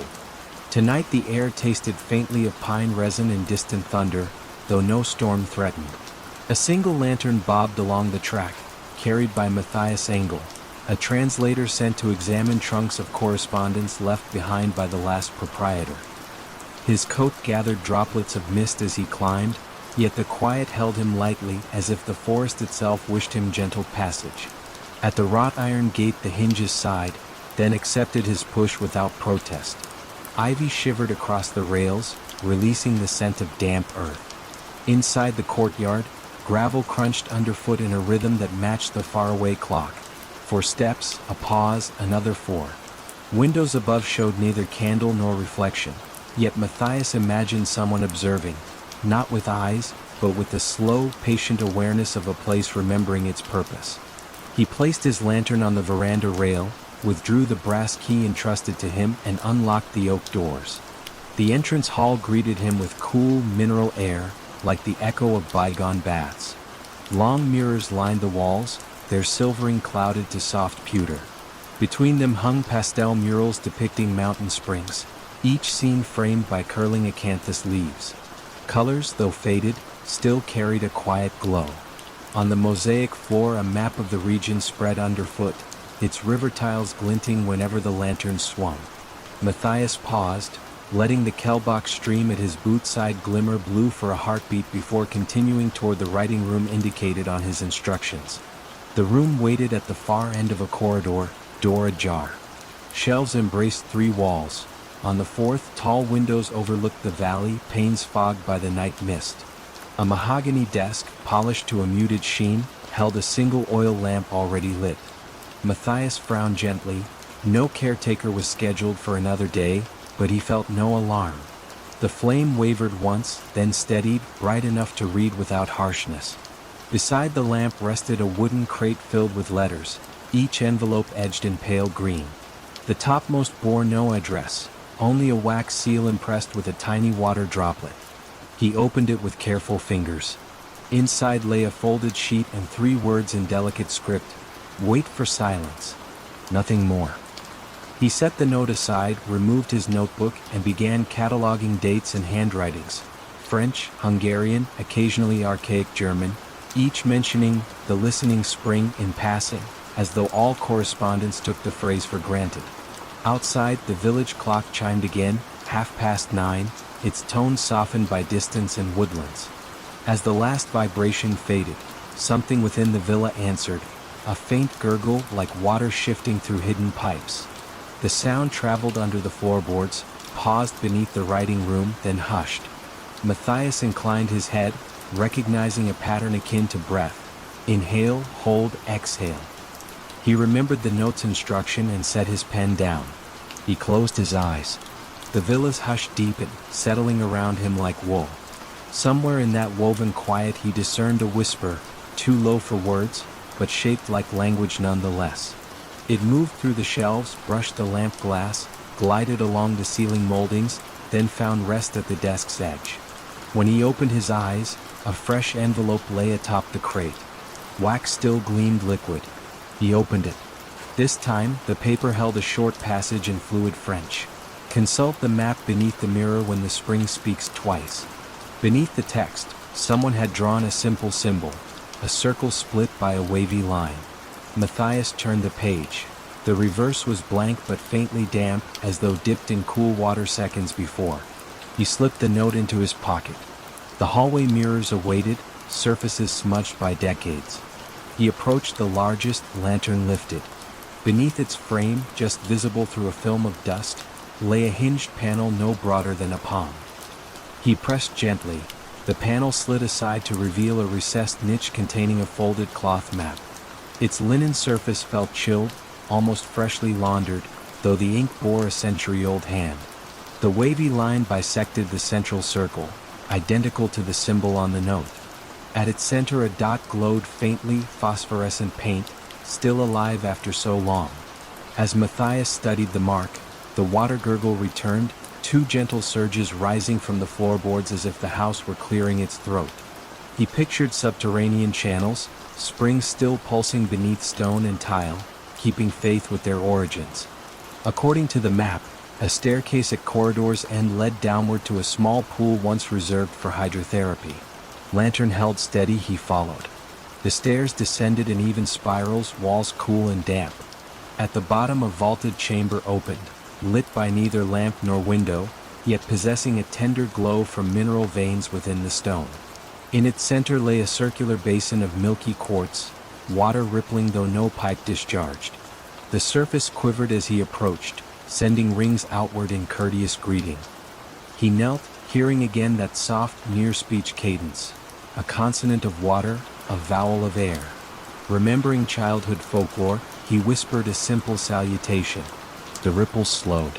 Within their concentric echoes he glimpsed reflections, not of himself but of long-ago bathers easing into the same pool, their faces peaceful, listening. The image faded, leaving ordinary water awaiting the next ripple. Matthias dipped a fingertip. The temperature proved neither cold nor warm, but precisely like human skin, erasing boundary between observer and source. He returned upstairs carrying only the memory of that touch. The writing room remained unchanged save for one detail. The oil lamp, nearly spent, cast a dimmer halo. On the desk lay a final envelope. He opened it to find a line in English this time, printed rather than written. Catalog complete when the listener is heard. Beneath, a drop of quartz dust glimmered, echo of the basin below. Matthias packed the letters carefully, noting their order, then extinguished the lamp. As darkness settled, the villa sighed, satisfied. He stepped onto the veranda. Dawn's first gray hinted behind the pines, and the air, though unmoving, carried the faintest murmur, 2 pulses of the hidden spring, answering one another beneath layers of earth and time. He closed the gate without hurry, lantern now dark. In the valley, the village clock marked 6 o'clock, each chime tempered by morning mist. Between the strokes lay wide, lucid quiet, reminding him of the basin's calm skin. He walked downhill, heart eased into that cadence. Behind him the courthouse waited, listening still, its limitless correspondence at last entrusted to someone who understood that some archives speak not in words, but in the slow, gentle grammar of water and pause. Mist drifted through the firs in languid skeins, softening every branch and hush-worn path that wound toward the old courthouse on the ridge. Once a fashionable spa, the stone villa now stood empty, shutters drawn like sleeping eyelids, its mineral springs long cooled. Tonight the air tasted faintly of pine resin and distant thunder, though no storm threatened. A single lantern bobbed along the track, carried by Matthias Engel, a translator sent to examine trunks of correspondence left behind by the last proprietor. His coat gathered droplets of mist as he climbed, yet the quiet held him lightly as if the forest itself wished him gentle passage. At the wrought iron gate the hinges sighed, then accepted his push without protest. Ivy shivered across the rails, releasing the scent of damp earth. Inside the courtyard, gravel crunched underfoot in a rhythm that matched the faraway clock. 4 steps, a pause, another 4. Windows above showed neither candle nor reflection, yet Matthias imagined someone observing, not with eyes, but with the slow, patient awareness of a place remembering its purpose. He placed his lantern on the veranda rail, withdrew the brass key entrusted to him, and unlocked the oak doors. The entrance hall greeted him with cool, mineral air, like the echo of bygone baths. Long mirrors lined the walls, their silvering clouded to soft pewter. Between them hung pastel murals depicting mountain springs, each scene framed by curling acanthus leaves. Colors, though faded, still carried a quiet glow. On the mosaic floor a map of the region spread underfoot, its river tiles glinting whenever the lantern swung. Matthias paused, letting the Kelbach stream at his boot-side glimmer blue for a heartbeat before continuing toward the writing room indicated on his instructions. The room waited at the far end of a corridor, door ajar. Shelves embraced 3 walls. On the 4th, tall windows overlooked the valley, panes fogged by the night mist. A mahogany desk, polished to a muted sheen, held a single oil lamp already lit. Matthias frowned gently. No caretaker was scheduled for another day, but he felt no alarm. The flame wavered once, then steadied, bright enough to read without harshness. Beside the lamp rested a wooden crate filled with letters, each envelope edged in pale green. The topmost bore no address, only a wax seal impressed with a tiny water droplet. He opened it with careful fingers. Inside lay a folded sheet and 3 words in delicate script: "Wait for silence." Nothing more. He set the note aside, removed his notebook, and began cataloging dates and handwritings. French, Hungarian, occasionally archaic German, each mentioning the listening spring in passing, as though all correspondence took the phrase for granted. Outside, the village clock chimed again, 9:30, its tone softened by distance and woodlands. As the last vibration faded, something within the villa answered, a faint gurgle like water shifting through hidden pipes. The sound traveled under the floorboards, paused beneath the writing room, then hushed. Matthias inclined his head, recognizing a pattern akin to breath. Inhale, hold, exhale. He remembered the note's instruction and set his pen down. He closed his eyes. The villa's hush deepened, settling around him like wool. Somewhere in that woven quiet he discerned a whisper, too low for words, but shaped like language nonetheless. It moved through the shelves, brushed the lamp glass, glided along the ceiling moldings, then found rest at the desk's edge. When he opened his eyes, a fresh envelope lay atop the crate. Wax still gleamed liquid. He opened it. This time, the paper held a short passage in fluid French. Consult the map beneath the mirror when the spring speaks twice. Beneath the text, someone had drawn a simple symbol, a circle split by a wavy line. Matthias turned the page. The reverse was blank but faintly damp, as though dipped in cool water seconds before. He slipped the note into his pocket. The hallway mirrors awaited, surfaces smudged by decades.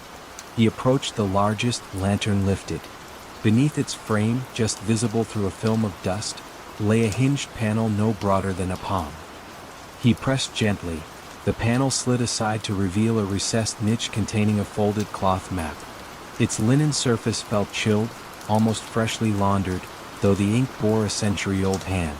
The wavy line bisected the central circle, identical to the symbol on the note. At its center a dot glowed faintly, phosphorescent paint, still alive after so long. As Matthias studied the mark, the water gurgle returned, two gentle surges rising from the floorboards as if the house were clearing its throat. He pictured subterranean channels, springs still pulsing beneath stone and tile, keeping faith with their origins. According to the map, a staircase at corridor's end led downward to a small pool once reserved for hydrotherapy. Lantern held steady, he followed. The stairs descended in even spirals, walls cool and damp. At the bottom a vaulted chamber opened, lit by neither lamp nor window, yet possessing a tender glow from mineral veins within the stone. In its center lay a circular basin of milky quartz, water rippling though no pipe discharged. The surface quivered as he approached, sending rings outward in courteous greeting. He knelt, hearing again that soft, near-speech cadence, a consonant of water, a vowel of air. Remembering childhood folklore, he whispered a simple salutation. The ripples slowed. Within their concentric echoes he glimpsed reflections, not of himself but of long-ago bathers easing into the same pool, their faces peaceful, listening. The image faded, leaving ordinary water awaiting the next ripple. Matthias dipped a fingertip. The temperature proved neither cold nor warm, but precisely like human skin, erasing boundary between observer and source. He returned upstairs carrying only the memory of that touch. The writing room remained unchanged save for one detail. The oil lamp, nearly spent, cast a dimmer halo. On the desk lay a final envelope. He opened it to find a line in English this time, printed rather than written. Catalog complete when the listener is heard. Beneath, a drop of quartz dust glimmered, echo of the basin below. Matthias packed the letters carefully, noting their order, then extinguished the lamp. As darkness settled, the villa sighed, satisfied. He stepped onto the veranda. Dawn's first gray hinted behind the pines, and the air, though unmoving, carried the faintest murmur, two pulses of the hidden spring, answering one another beneath layers of earth and time. He closed the gate without hurry, lantern now dark. In the valley, the village clock marked 6 o'clock, each chime tempered by morning mist. Between the strokes lay wide, lucid quiet, reminding him of the basin's calm skin. He walked downhill, heart eased into that cadence. Behind him the courthouse waited, listening still, its limitless correspondence at last entrusted to someone who understood that some archives speak not in words, but in the slow, gentle grammar of water and pause. The garden keeper's secret. The roses in Whitmore Estate's abandoned garden bloomed in December, their petals untouched by frost. Emma Patterson discovered this impossibility during her first winter as caretaker of the property. The estate had been empty for 3 years, ever since the last member of the Whitmore family had passed away. Emma's job was simple: maintain the basic structure, ensure the pipes didn't freeze, and prepare the property for eventual sale. The garden lay behind the main house, enclosed by high brick walls that had been built in the Victorian era. Emma had avoided it during her first months on the property. The space felt too intimate, too personal to disturb. But when December brought its first hard freeze, curiosity drew her to the garden's wrought iron gate. Inside, she found a wonderland that defied the season. Roses climbed the brick walls in impossible abundance. Their blooms were perfect, deep red, soft pink, creamy white, as if summer had taken refuge in this single sheltered space.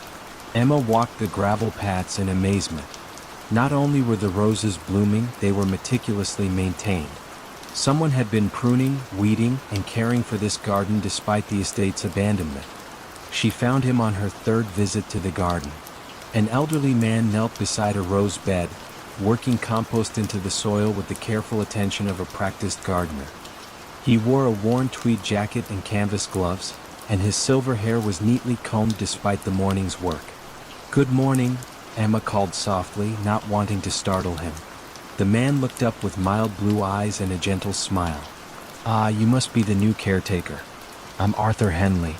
I hope you don't mind my being here. Emma stepped closer, noting the quality of his work. The rose beds were immaculate, the paths swept clean, every plant showing signs of expert care. I don't mind at all, but I'm curious. How long have you been tending this garden? Arthur sat back on his heels, considering the question. Oh, 40 years or so. Started when I was head gardener for old Mr. Whitmore. Seemed ashamed to let it all go to ruin after he passed. The family never mentioned a gardener, Emma said carefully. Are you sure it's all right for you to be here? The Whitmores were always very kind to me, Arthur replied, returning his attention to the soil. I like to think they wouldn't mind me keeping things tidy. Emma left Arthur to his work, but the encounter puzzled her. If he had been the estate's gardener, surely his continued presence would have been mentioned in the property management documents. She made a note to contact the lawyers handling the estate. The law firm's response was prompt and slightly impatient. There was no record of an Arthur Henley ever being employed at Whitmore Estate. No arrangements had been made for garden maintenance. The family had specifically requested that the grounds be left unattended until the sale was finalized. When Emma returned to the garden the next morning, she found Arthur deadheading roses with a pair of silver secateurs that caught the weak winter sunlight. Arthur, she said gently, I need to ask you about your arrangement with the Whitmore family. He paused in his work, studying a particularly fine bloom before carefully cutting it and laying it in a wicker basket beside him. I started working here in 1962, he said slowly. Young Mr. Edward had just inherited the property from his father. I was 23, fresh out of horticultural college. Edward gave me free rein with this garden.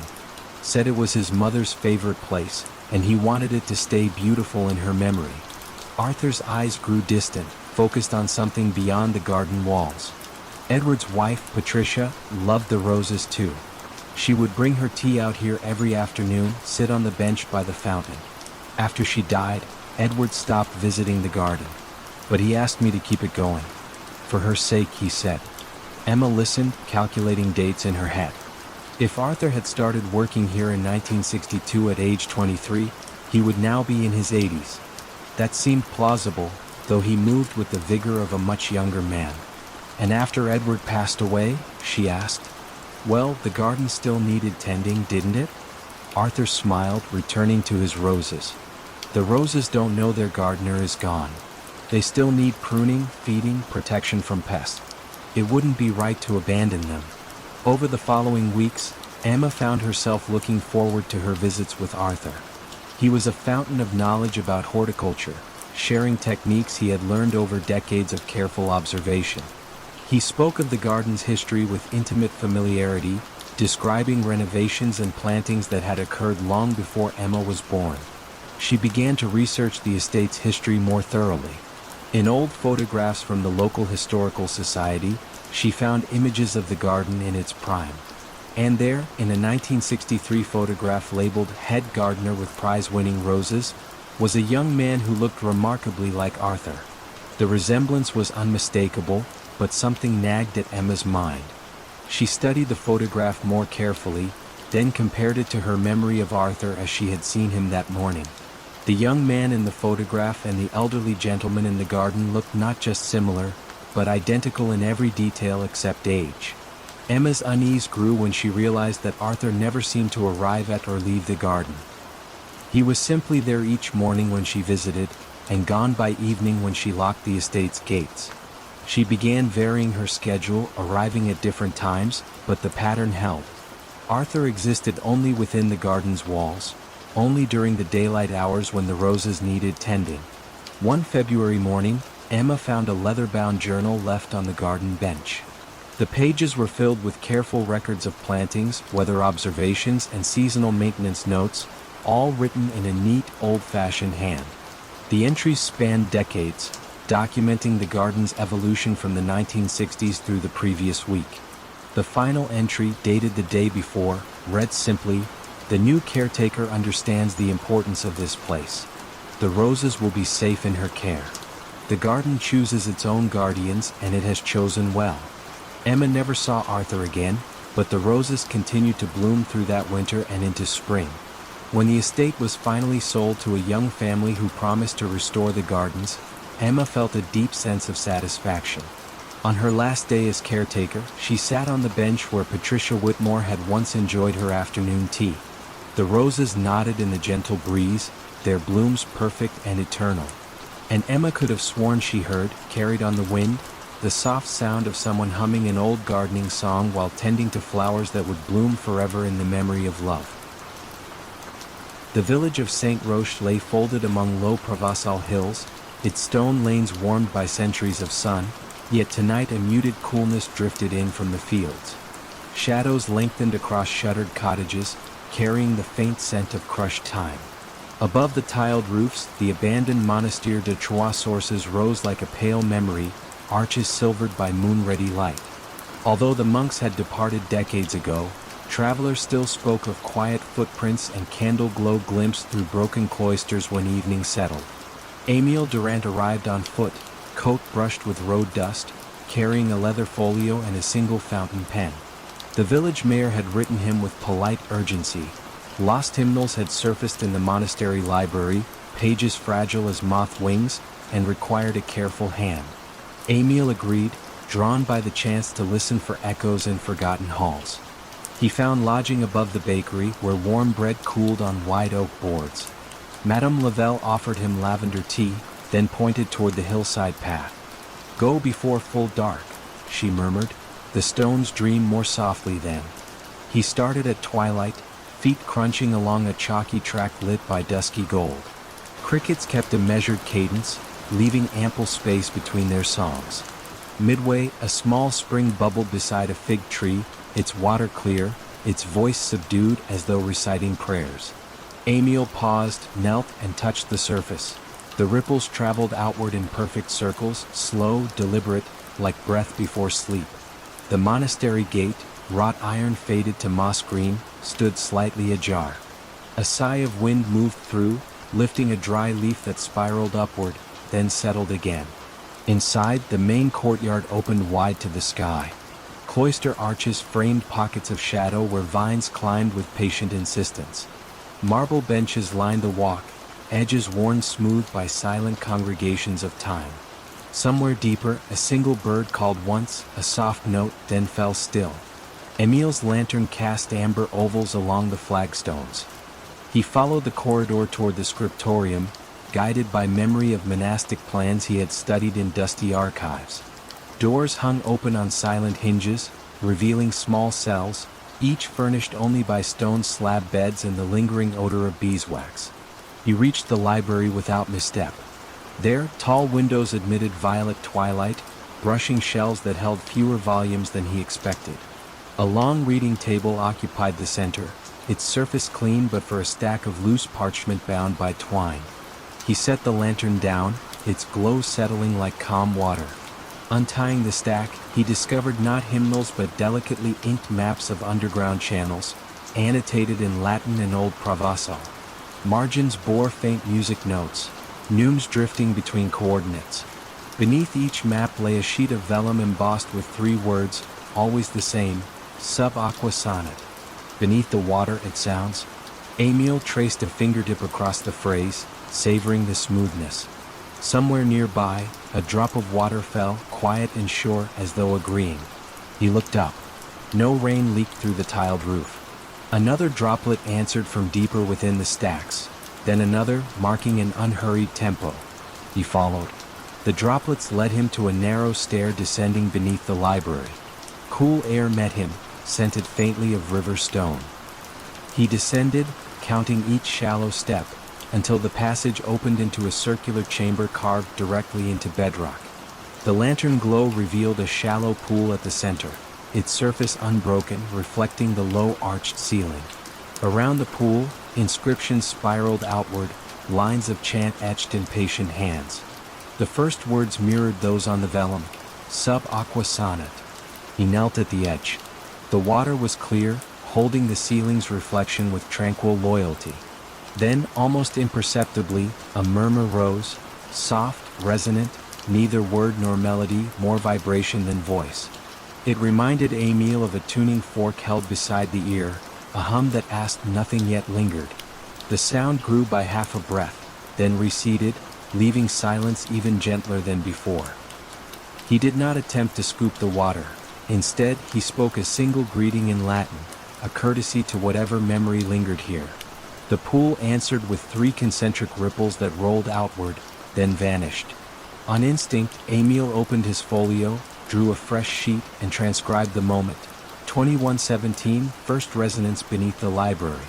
Echo resembles low D, sustained. The act felt less like recording data and more like adding a verse to an endless, unseen hymn. Time thinned. Lantern light softened, its flame dipping but steady. Emile listened for further notes, yet the chamber held its peace. He took that stillness as permission to depart, folding the maps and vellum with meticulous care. The stair welcomed him upward, each step returning him to the hushed library, then the cloister, now bathed in muted moonlight. Crickets had slowed their cadence, leaving longer pauses as though hearing what he had heard. Back in the courtyard, Emile lingered by the central fountain long run dry. He imagined water once singing here too, multiplying the hidden chant beneath the library. The quiet held him easily, like deep blankets on a cool night. He whispered thanks, though unsure to whom, and retraced his path to the gate. Descending the hillside, he felt no urge to rush. Around him, olive trees stood silver under the moon, leaves trembling with mild breeze. Each footstep stirred faint dust, rising then settling, a gentle punctuation. By the time he reached the bakery, the village slept. Even the ovens cooled, their heat folded into crusts awaiting dawn. In his small room, Emile set the folded maps on the bedside table. He left the window ajar, allowing the night air, and perhaps a distant, submerged chord, to drift through. Before extinguishing his lamp, he added one final note to his journal. The monastery keeps its choir, though the mouths are water and stone. I was merely audience. Lying back, he felt the hush of Saint Roche settle around him, steady, composed. Somewhere beneath the hills, a deep note might have thrummed again, but if so, it joined his dreaming, cradling him toward sleep with the promise that some mysteries prefer to remain half-heard, half-sung, forever carrying their gentle resonance just below the surface of the world. The music began exactly at midnight, drifting through the stone corridors like a memory made audible. Dr. Helena Voss first heard it on her 3rd night working alone in the Bodleian Library's restricted archives. She had taken the position in Oxford to catalogue a recently donated collection of medieval manuscripts. The work required after-hours access when the main library was closed and the ancient building settled into its nighttime stillness. The melody was faint but unmistakable. A single voice, unaccompanied, singing what sounded like a medieval plain chant. The notes seemed to echo from somewhere deep within the building's maze of storage rooms and forgotten chambers. Helena paused in her work, listening. The voice was beautiful but melancholy, carrying words in a language she couldn't identify. After several minutes, the singing faded away, leaving only the familiar whisper of the heating system and the distant sound of Oxford's late-night traffic. She mentioned the music to Dr. Pemberton, the head archivist, the following morning. He looked puzzled, adjusting his wire-rimmed glasses in the way he did when confronted with something unexpected. Music? At midnight? He considered this carefully. These old buildings do strange things with sound. Pipes settling, wind in the ventilation systems. The acoustics can play tricks. But Helena knew the difference between mechanical sounds and human voice. The melody had been too pure, too intentional to be anything but deliberate music. The singing returned the next night. This time, Helena left her workstation to investigate. She followed the sound through corridors lined with centuries-old books, past reading rooms where scholars had pondered manuscripts by candlelight long before electricity illuminated their work. The voice seemed to move through the building like a ghost, always just ahead of her footsteps. When she paused to listen more carefully, it would fade. When she resumed walking, it would return, leading her deeper into sections of the library she hadn't yet explored. Helena found herself in a circular room she had never seen before. Ancient wooden shelves curved along the walls, filled with manuscripts bound in cracked leather and vellum. In the center of the room stood a single desk with a green-shaded lamp that cast a pool of warm light on its surface. The singing stopped abruptly. In the sudden silence, Helena noticed that the manuscripts surrounding her were all musical notation. Medieval chants, Renaissance madrigals, compositions and systems of notation she had only read about in academic papers. On the central desk lay an open manuscript. The pages were cream-colored vellum, covered with musical notes drawn in faded brown ink. At the top of the page, written in elegant Latin script, were the words Cantus Memoriae, Song of Memory. Helena approached the desk carefully. The manuscript was clearly medieval, possibly 13th century. The musical notation was beautifully illuminated with tiny painted flowers and birds that seemed to dance between the staff lines. But what struck her most was the condition of the pages. Despite their apparent age, they showed no signs of deterioration. No foxing, no brittle edges, no fading of the illuminations. She photographed several pages with her phone, intending to research the piece later. But when she reviewed the images the next morning, they showed only blank vellum. No musical notation. No illuminated decorations. Nothing. Helena returned to the circular room the following night. This time she brought proper archival photography equipment. But when she reached the place where the room should have been, she found only a storage closet filled with cleaning supplies. She spent hours retracing her steps, exploring every corridor and chamber she could access. The circular music room had vanished as completely as if it had never existed. The midnight singing continued night after night. Helena began to recognize recurring melodic phrases, patterns that suggested this was not random vocalization but a complete, structured composition. She started bringing a small recorder to work, hoping to capture the music for analysis. The device picked up only silence, even when the singing was clear and distinct to her ears. Helena delved into the history of the Bodleian Library, searching for any reference to musical manuscripts or mysterious phenomena. In a 19th century librarian's journal, she found a curious entry. The night music continues to perplex. Brother Thomas insists he hears plainchant in the early hours, always the same melody. I have searched every chamber and found no source. Perhaps the stones themselves remember the prayers once sung within these walls. Further research revealed that parts of the library had been built on the foundations of a medieval monastery. The monks of St. Bartholomew had been known for their musical scholarship and had maintained one of England's finest collections of sacred music before the dissolution. Helena began to understand that she might be hearing not present music, but musical memory embedded in the very stones of the building. The voice that sang each midnight belonged to no living person, but to the accumulated echo of centuries of devotional song. On her final night in the archives, Helena completed her cataloging work early and sat quietly in the main reading room, waiting for midnight. When the familiar voice began its nightly song, she didn't try to follow it or record it. Instead, she simply listened. The melody was heartbreaking in its beauty, carrying within its notes all the longing and faith of voices long silenced. It spoke of dedication to something larger than individual existence, of the human need to create beauty even in isolation, of the way music could bridge the gap between the living and the dead. As the song faded with the approach of dawn, Helena whispered a quiet thank you to the darkness. Some gifts, she had learned, were meant to be received rather than captured. Some mysteries were more beautiful when left unsolved. The music stopped after that night. But sometimes, when Helena worked late in other libraries and archives around the world, she would pause in her cataloging and listen carefully to the silence. And occasionally, very occasionally, she would catch the faintest echo of that midnight voice, singing its eternal song of memory through the patient stones of ancient buildings. Along the main coastline, the wind already carried a hint of frost, yet the salt air remained mild enough to smooth every sound, rounding corners, gentling edges.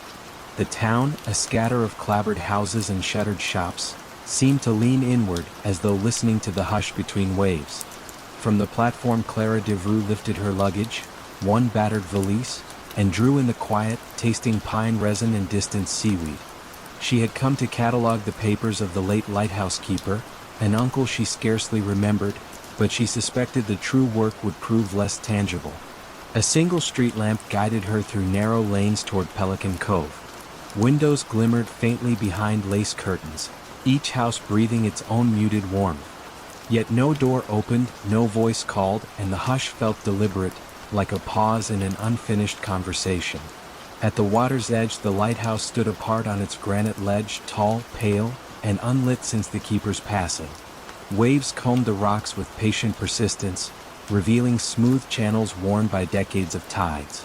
Clara crossed the small footbridge linking shore to island. Boards creaked softly under her steps, echoing across black water. She recalled childhood letters from her uncle, always composed in neat block script, describing shifts of starlight, the hum of lantern gears, and, more obscurely, the murmuring lights that visit after midnight. At 10 she'd found such phrasing entrancing. At 32 she found it faintly melancholy. Inside the keeper's cottage, oil lamps waited trimmed and ready, as if someone anticipated her arrival. Dust lay thin, disturbed only by a faint trail leading from doorway to desk. She followed it, touching the back of a seagrass chair. A ledger rested open on the blotter, ink still black, the final entry dated 3 nights before her uncle's death. One sentence ran beneath a small, precise sketch of the lighthouse lens. The second note drifted again at half tide, carrying the same 3 words. Nothing else. Clara pressed 2 fingers to the paper, feeling the ghost of the pen stroke. The room's stillness deepened. Through the window, the lighthouse tower loomed, a silent silhouette against dim constellations. Somewhere beyond, a foghorn from the mainland moaned, long, low, lingering, then fell quiet, leaving the cottage wrapped in its own small night. She unpacked only a shawl and her notebook, then set water to boil on the old iron stove. Flame hissed softly, granting the air a faint metallic warmth. While she waited, she explored the shelves that lined the walls. Charts, tide tables, and slender field journals sat ordered by year. In each, the handwriting matched the concise style she remembered, but the margins told another story, pencil notations that read more like dream fragments than navigation aids, soft footsteps beneath the waves, color that tastes of iron, a voice asks to be answered. Tea steep. Steam curled beside her face, carrying bergamot and an underlying mineral tang from the well. She listened to the lighthouse, an act of memory not of sound, and wondered at her uncle's solitude. Sitting, she leafed through one journal dated February. Midway she found an envelope, edges worn, addressed simply, "To the next watcher." Inside lay a narrow strip of parchment bearing a code of dots and dashes, unmistakably Morse. She traced the sequence with a pencil, translating aloud in a near whisper, "Stand at dawn. Listen for the third." The words sent a calm ripple through her. They did not feel ominous. Instead, they resembled an invitation extended across time. She folded the message and slipped it into her pocket. The kettle clicked, flames subsided, and outside, the tide reversed its pull. Sleep came lightly on the cot beside the desk. She drifted in and out, lulled by the sea's slow respirations. Somewhere near dawn, a faint tapping stirred her, the delicate, arrhythmic patter of a telegraph key. Eyes half open, she realized the sound came not from any device but from the tower itself, each tap spaced by the hush of water folding back onto sand. Rising, she wrapped the shawl around her shoulders and stepped onto the porch. Gray pre-dawn bleached the horizon. The bridge glimmered with dew, narrow planks shining like bone. She crossed without hurry, letting tide-cooled mist brush her skin. At the tower's base, iron stairs spiraled upward, each rung worn smooth by generations of keepers. She climbed, counting heartbeats instead of steps, until she emerged into the lantern room. The great lens, motionless, caught the first ghost of daylight, scattering soft prisms along the glass walls. Dust motes drifted in gentle currents. Then, from somewhere deeper in the iron ribs, the tapping resumed. 3 slow knocks, a pause, 3 again. Clara traced the source to a brass service panel. It bore a hatch secured only by a single screw, half loosened. She removed it easily, revealing a hollow compartment. Inside lay a small glass bottle sealed with wax. Within the bottle floated a folded ribbon of sea green paper. She withdrew it, fingertips tingling. When unrolled, the ribbon revealed 3 words in her uncle's crisp hand: "Return the echo." Clara inhaled the salt air, steady and patient. Below, the tide reached its quietest moment, neither rising nor falling, the world caught in a held breath. She laid the ribbon flat on the narrow sill and waited. Around her, gulls remained silent, ships invisible. Only the hush of light through glass kept company. Then, somewhere just beyond the breakwater, a different tapping echoed back. 3 crisp beats, a pause, 3 more, carried over water like polite conversation. The sound was subtle, almost coy, as though confirming her presence. Without fully understanding why, Clara felt a smile rise. She reached for the telegraph key mounted near the lens, a relic still wired to nothing, pressed it gently and tapped 3 measured strokes in reply. Silence followed, but it was a living silence, full of promise. The horizon brightened, soft pink staining low clouds. Within the tower, calm settled like a shawl across her shoulders, as though the lighthouse itself sighed in relief. Whatever mystery linked the taps, the bottle, and her uncle's final notes was not demanding solution. It merely asked continuation. She, the next watcher, had answered. The sun edged above the sea, gilding foam and rock. Light touched the lens, sending warm bands across the cabin. Clara folded the sea-green ribbon, placed it back inside the bottle, and returned the bottle to the hollow compartment. The hatch closed with a gentle click, a punctuation mark, not an ending. She descended the spiral, step by unhurried step, and crossed the footbridge as the town behind her stirred awake. A gull cried once, then fell quiet. In the cottage she set fresh pages on the desk and began a new ledger, first entry written in steady script. At dawn, the conversation resumed. She paused, listening. Outside, the sea kept its measured rhythm, unhurried, unconcerned. And Winterport, still holding more questions than answers, eased into morning with a calm that asked only to be heard.